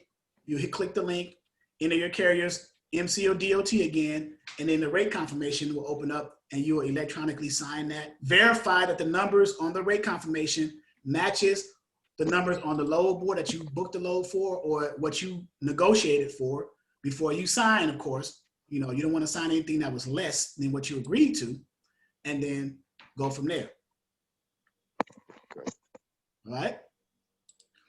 Now, is that what the limited power of attorney is for? So that you can sign those rate confirmations on behalf of the driver? Correct. Okay. That's why it's limited, because it's only used for that purpose. You just, okay. The carrier is giving you permission to represent them when you're signing the carrier packet and the rate confirmation. That's it. That's all it means. Yep. All right. Any other questions? I got some people who wanted to, I'm just looking at, reading up. Wow, that's an awesome to get started sub dispatcher. Allison said, roll me over.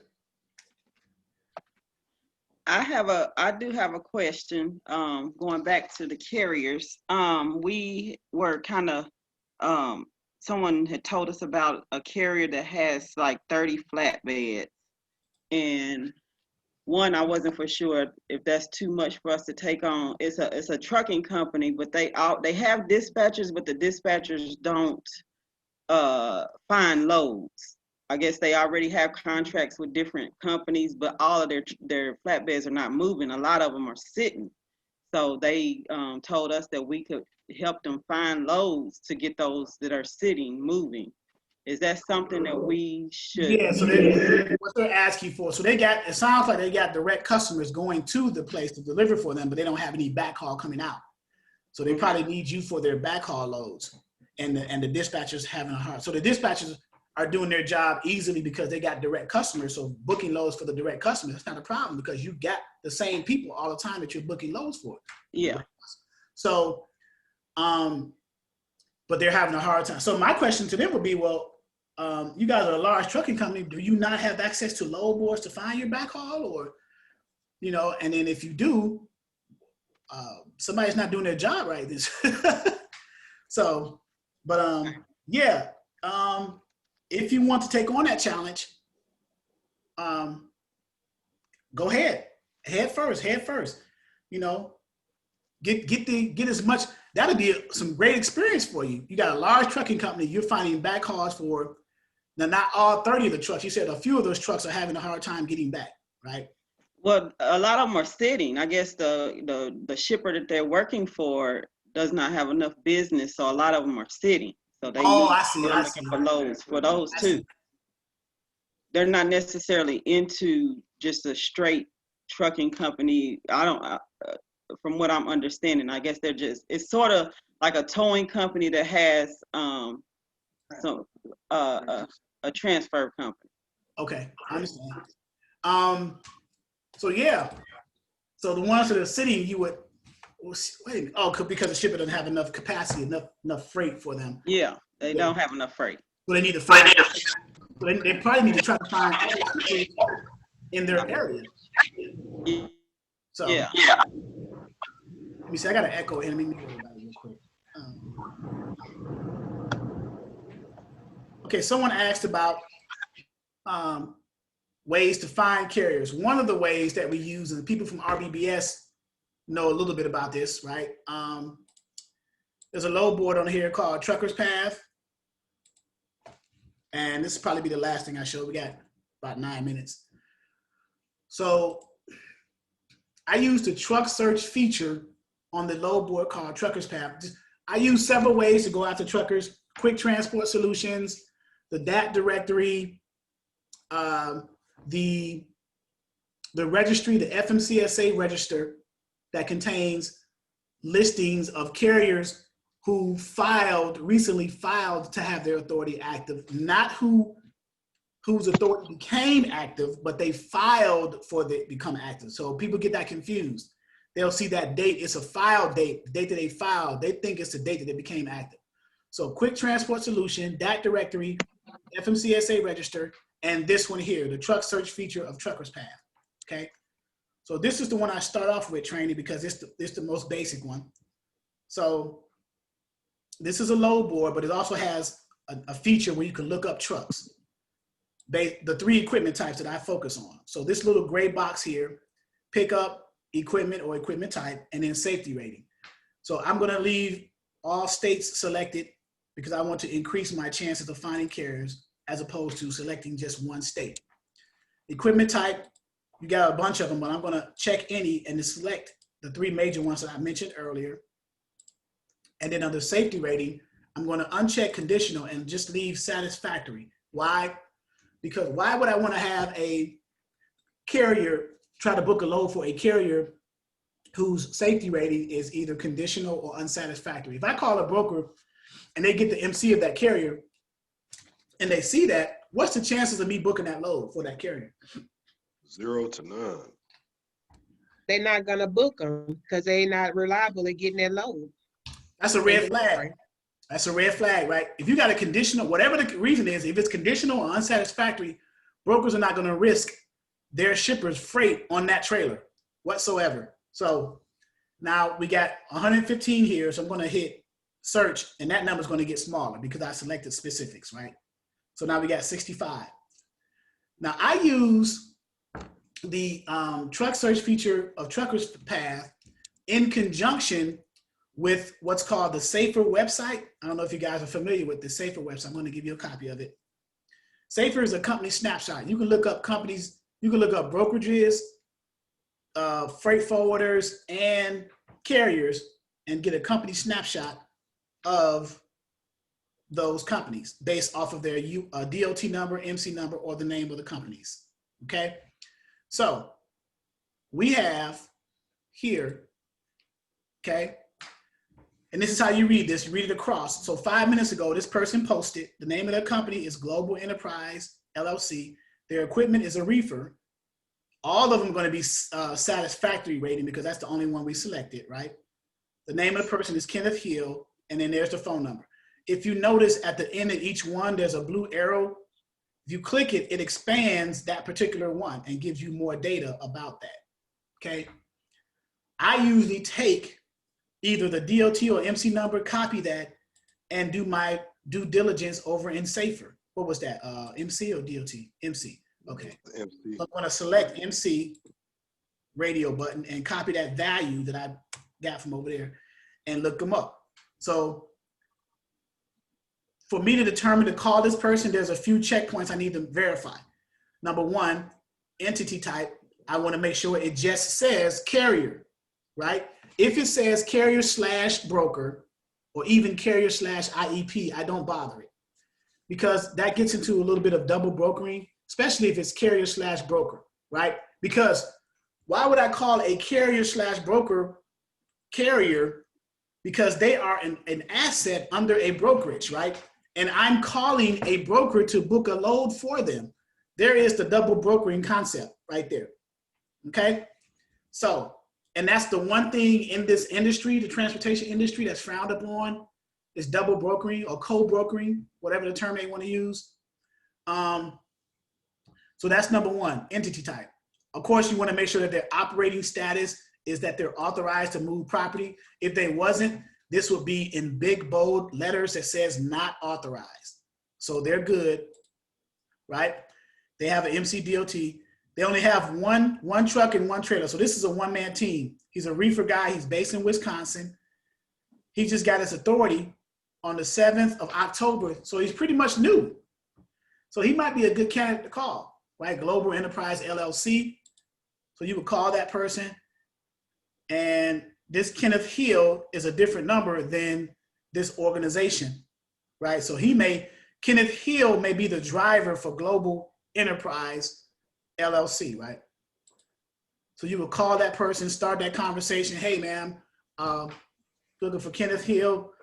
See, are you under a load or looking for a load for your reefer trailer? Where you're located, you know, and then go into that conversation from there. If you are comfortable with the cold calling process, right?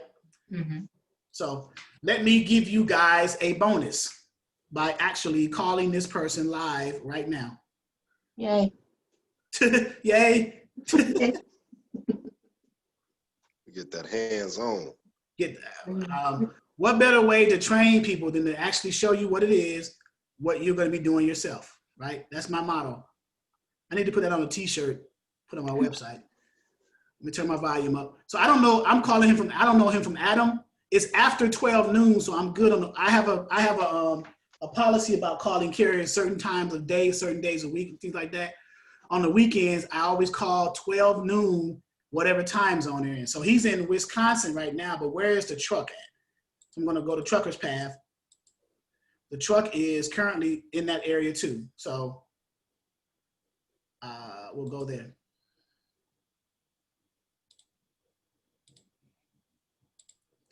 All right.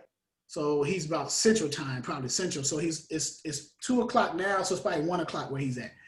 And this is the number here, but there's a different number up here. So this is the company number. I want to reach Kenny. So I don't know if I'm gonna get negative feedback, positive feedback. It doesn't matter. I just want to give you guys a taste of the experience of calling carriers live. All right. All right. All right. So his number, that's an Indianapolis 773. That's over there in Chicago area number. He may not answer. He may answer. So we'll see. Showing you the phone so you think I'm not lying to you.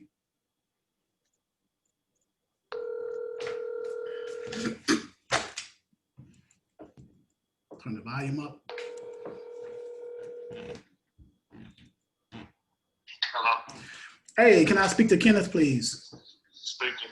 Hey, this is Charles with Exodus Dispatching. Trying to see if, are you under load for your reefer or are you looking for something for next week? Yeah, actually I am. Where are you empty now and where are you trying to go? Say that one more time, you're good. It's kind of loud on your end. Oh, okay. I said, where are you currently empty at right now? And then where are you trying to go? I'm in Kenosha, Wisconsin. Like maybe 200-300 miles. That's your that's your maximum? Destination. Yeah, right now it is. Okay, so you probably want to just stay in like the Chicago, Indianapolis, Illinois area, Michigan maybe? Yeah, Indiana, stuff like that. So with a reefer, are you comfortable with, do you want to just do like 1-and-1s or does it matter how many picks and how many drops? Right now, I'm just starting. I haven't even done like my first load yet. So I'm very new to the whole situation. Okay. So I don't want to do too much. I just want to try to get the feel of it so I, know what I'm doing. Okay, good. So we our dispatching network, we kind of help newer, so you just got your authority basically. Yeah. Okay. I had it for a minute. I'm just really getting my everything for my truck, my plates. Okay. And all of that type of stuff. Yeah, IFTA and all that stuff, IRP and all that stuff. Yeah, I didn't even need IFTA actually. You didn't? I had a box truck. We under 26,000 pounds. Oh, okay, so you got a box truck. Yeah, I got a box truck. Okay, because it said reefer here, so but you got a box truck. So you got a reefer unit on your box truck. Yeah. Okay. So that's that opens up a whole new dynamic for me then. So for the box truck or reefer box truck unit, what are you comfortable with as far as cents per mile? What am I comfortable with is as far as cents per mile, like how much cents per mile would you feel comfortable with moving in your box truck? See, I don't even know whether that I have two partners and, we discuss all that. And right now, we just be looking on the load boards and finding loads that's paying something that we would be willing to do. Okay. Stuff like that. That's where we at with it right now. Okay, so Who are you again? I'm sorry. My name is Charles. I'm with Exodus Dispatching Services. I'm gonna give you some information though that'll be very helpful for you. Okay. Okay. And how did you get my number? You are registered. Global Enterprise LLC is registered with Truckers Path. Oh, okay. Yeah. So you guys are listed on there. So, are you familiar with the load board Select This or the load board My Virtual Fleet? Nope. Okay, you might want to write this down. Okay, get to this calendar. So even though I may or may not be able to help you, I can still give you information that will give you a whole bunch of leads. All right. Okay, I'm ready. So My Virtual Fleet, that's one of them. You can Google this, okay? And the owner of that company His name is Sam Munitz. Sam Munitz, Munnitz. If you Google My Virtual Fleet, you're going to see that he's going to offer to give you a demo, a live demo, a Zoom demo of his platform.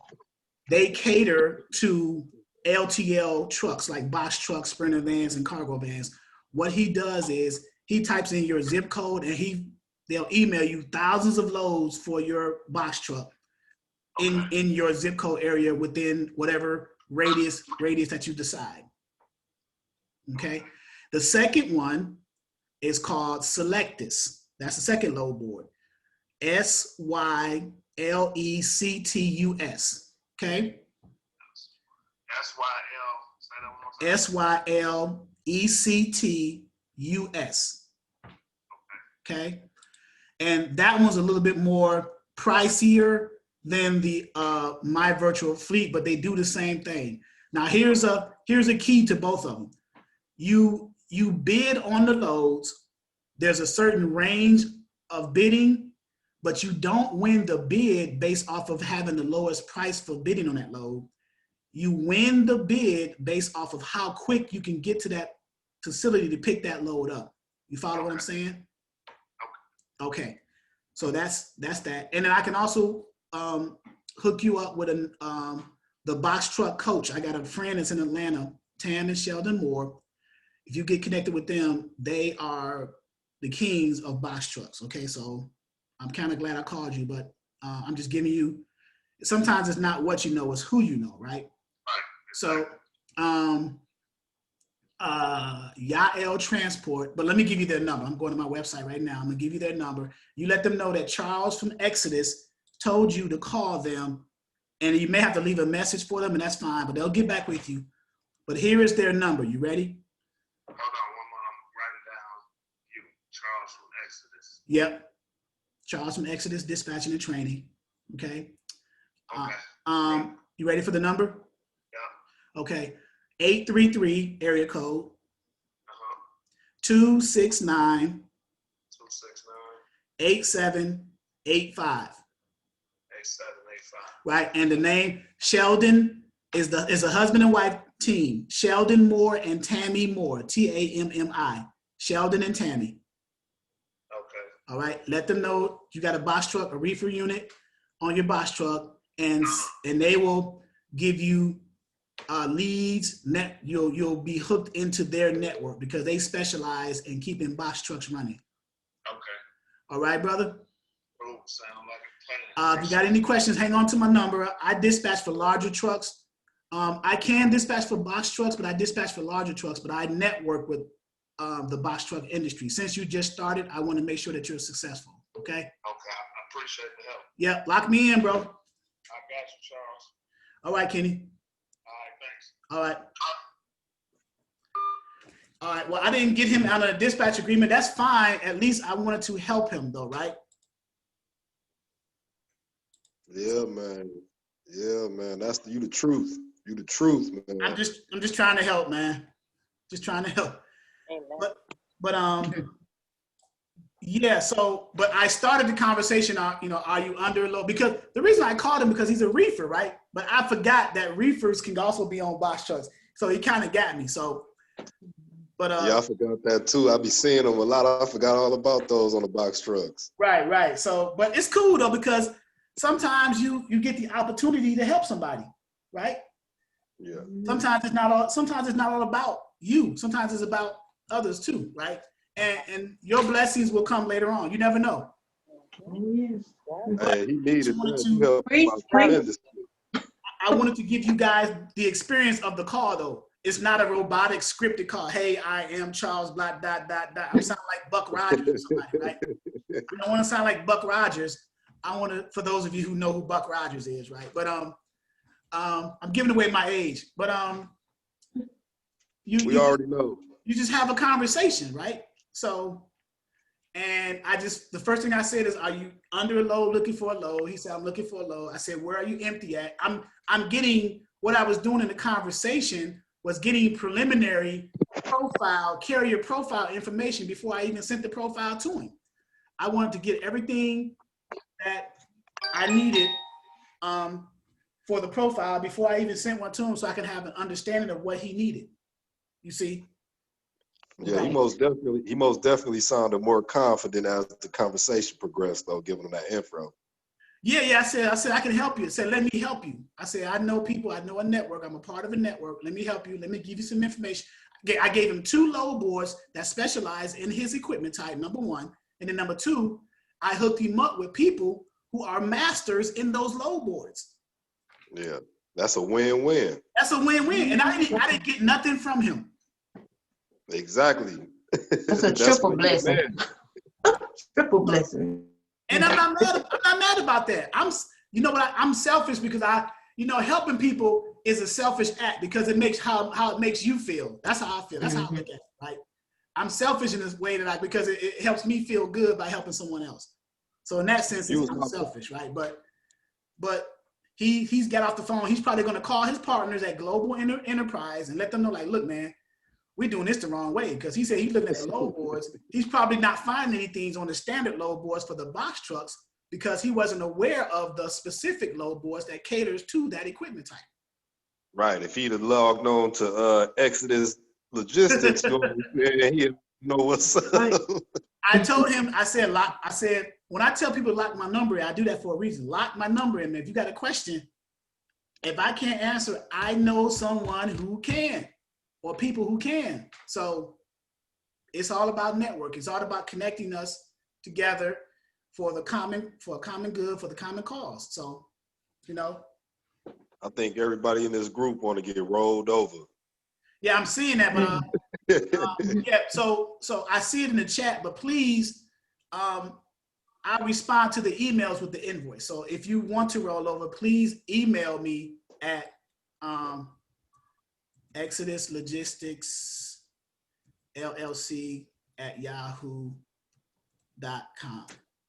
So to answer the, I think it was Tanisha's questions, that's how you get a carrier. Cold calling. And I didn't even get him. I could have got a dispatch agreement with him. And then I would have just funneled him through Tam and Sheldon and then my other person that I know who has those load boards. And we would have done it from there. But I could have easily got him under a dispatcher agreement. And I could have gave him to one of you guys, So, but sometimes it's about helping my confidence 100%. I'm sorry? I said you just boosted my confidence 100%. I don't know how about everybody else feeling, but I'm ready. Yeah, it's just you have to. People. So we're human beings, right? So we feel each other's energies, right? Whether it's in person, eye-to-eye contact, whether it's over the phone, we felt each other's energy. He feels the tone of my voice and the confidence of how I was speaking and asking him certain questions. He sensed that I knew about his equipment type. And then when I started giving him resources, he's like, oh yeah, this guy knows. So, and then I gave him contacts to help him even further. So it's the energy, right? So, but once you start learning this stuff, once you start getting the understanding and you're connected to a network that can help you along the way, really wants to help you. I have no ill will, no ill intentions, no negative energy that I want to pass to you. I am here to help, period. I'm not here to hurt anyone.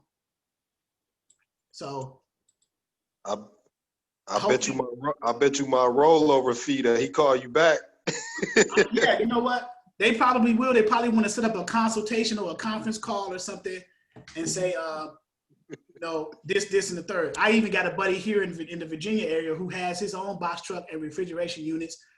I was going to next connect him with him to tell him, how he's doing it, because he's been doing it for about a year now. This guy just got his authority. So it's all about connecting people and sharing and helping people out, right? With your dispatch agreement, we can use that as our own and just change the verbiage. There you go. Just take my information out and replace it with yours and take as much out of it, chunk it out as much as you want and use it. Take what you want, discard the rest, and then just replace my information with yours. I'm glad you said that, because that just reminded me. I got to send you guys the Word document of that. So, I got one question for you, Charles. Who is this? This is Bobby. Okay. Do an attorney need to look over that? Do it need to be a legal document? You know, with anything that we make up, do it need to be a legal document, or can we just make it up and just say it belongs to us? You know? The only thing that may need to be notarized is if you use in your dispatcher agreement the limited power of attorney portion of it, then you want to get that notarized. But the document itself has already been attorneyized, I guess, if that's a word. My people have already looked at it. Okay. So, and do we need that in there? The power of attorney? We do need that when we're signing their names and stuff, you right? don't need it. You can get a written. You can get either an express, implied, written, or text confirmation from your carrier authorizing you permission to fill out something on their behalf. Okay. So if he texts you and say, yeah, you can do it, you're good. Okay. Or if he says that you can do it, you're good, because it's either an express or, and my attorney said this, it's an express or an implied consent. Right. So It's kind of like you don't have a choice but to sign it for them. right, because you're gonna wait, so the broker's gonna send you a carrier packet, then you're gonna send it to your carrier for them to fill out, then your carrier's gonna send it back to you, and then you send it back to the broker. In all that time, that load could have already been gone and booked by somebody else. Right. You see that point? Yeah. Time is money. You're trying to get it done as quick as You possible. do you have an extra room for somebody to come move with you, and then we just go from there? I don't know. The wife might have an issue with that, but I promise my feet don't stink. I promise you. Wow. Oh Lord, crazy. What's your thoughts about asking the carrier for credit card on file to charge our fee? Upfront, I don't think upfront starting out to build a relationship doing that, but over time you could possibly do it as you prove yourself to the carrier that you're finding loads for them. Then they'll be willing to do something like that because you're putting money in their pocket now. But if I was a carrier, you asking me for my credit card, you haven't booked me one load yet, I'm gonna be a little bit apprehensive about that. Right. So you gotta structure it for your business a certain way. Prove yourself first, right? Prove your worth. You know you're worth it. Just prove it to the person you're trying to get the money from, get your income from, and then add those little services and little things into your business as you go along. Do you have any instances of carriers not paying you? I have exactly one, but they eventually paid, and it was only $150 because I booked them a load at 10% for $1,500, so it was $150, and they finally paid me because they called me because I stopped dispatching for him. I told him I was because he didn't pay me, and he said, "Man, I shouldn't have to pay you for that." I said, "But I booked you a load. We have a dispatcher agreement," and so I stopped booking loads for him. He called me and said, "I need another load." I said, "No, not for me, you don't." Right. Exactly. You need it from somebody else. Oh, come on, man, come on. I said, no, you don't. I'm not even gonna. The last resort you can use, and I don't recommend this because I don't recommend taking money from the carrier because you don't know if this person has a family, children, something like that. But the last resort is filing a claim against their Mca Authority with the FMCSA and the bond, the Federal Bond Service or whatever. But the FMCSA. Anytime a claim is filed against a broker or a carrier or anybody like that, that authority is automatically suspended pending the investigation, pending the claim. So they can't move any more loads. So that's why it's a last resort, because you just ceased and desisted all their abilities to make money. So when you present them, so when a dispatcher presents that to a carrier, the carrier say, well, I didn't even realize he knew that, right? So let me go ahead and pay him this little $150 as opposed to losing out $5,000 to $10,000 a week on my regular loads for $150. Is it worth it, right? Not at all. Not at all. Exactly. Not at all. So, with these carriers, it was just more so a hit or miss when we call them, or is it like we just stealing other people from other folks? It's a hit or miss. It's the tone, your diction, your confidence. But if a carrier really needs a dispatcher, they're going to return that dispatcher agreement to you as soon as they can. Yeah. Because if they want to just play around with you and just try to see how much you know, then you may get some of that. But you have to have thick skin because you're going to get some of these old school carriers, you know, that still talk crazy to people. They don't care who they are. But you on one line, they on the other line. You don't see them, they don't see you. So, but those experience, and I kind of wish that I would have got a carrier that had an attitude. That way I could have showed you guys how to react to that too. So, but yeah. Would using the dispatcher's network be better for payment? I don't know. Be honest with you. I just put it in my verbiage when I speak about it. I don't say. I guess I did say it on this call. Dispatchers. I should have said I'm a part of a large network of dispatchers, not the actual dispatchers network from RBBS, right? Because I don't know what they've morphed into at this point. But so there's so when we're looking for carriers, is it like do you believe like most of, I mean, I know it's like a network of brokers and that know each other. Do you think they'd be looking for specific people, or trying to find the one with the lowest rates or the one with the most experience? I mean, how do they they're looking for the ones they can get over. Right. So yeah, every broker, if I'm a broker too, when I was doing agent work, we look for the carriers that's going to transport that freight the best and the safest for our customers, right? Safety ratings, CSA scores, no accidents, things like that.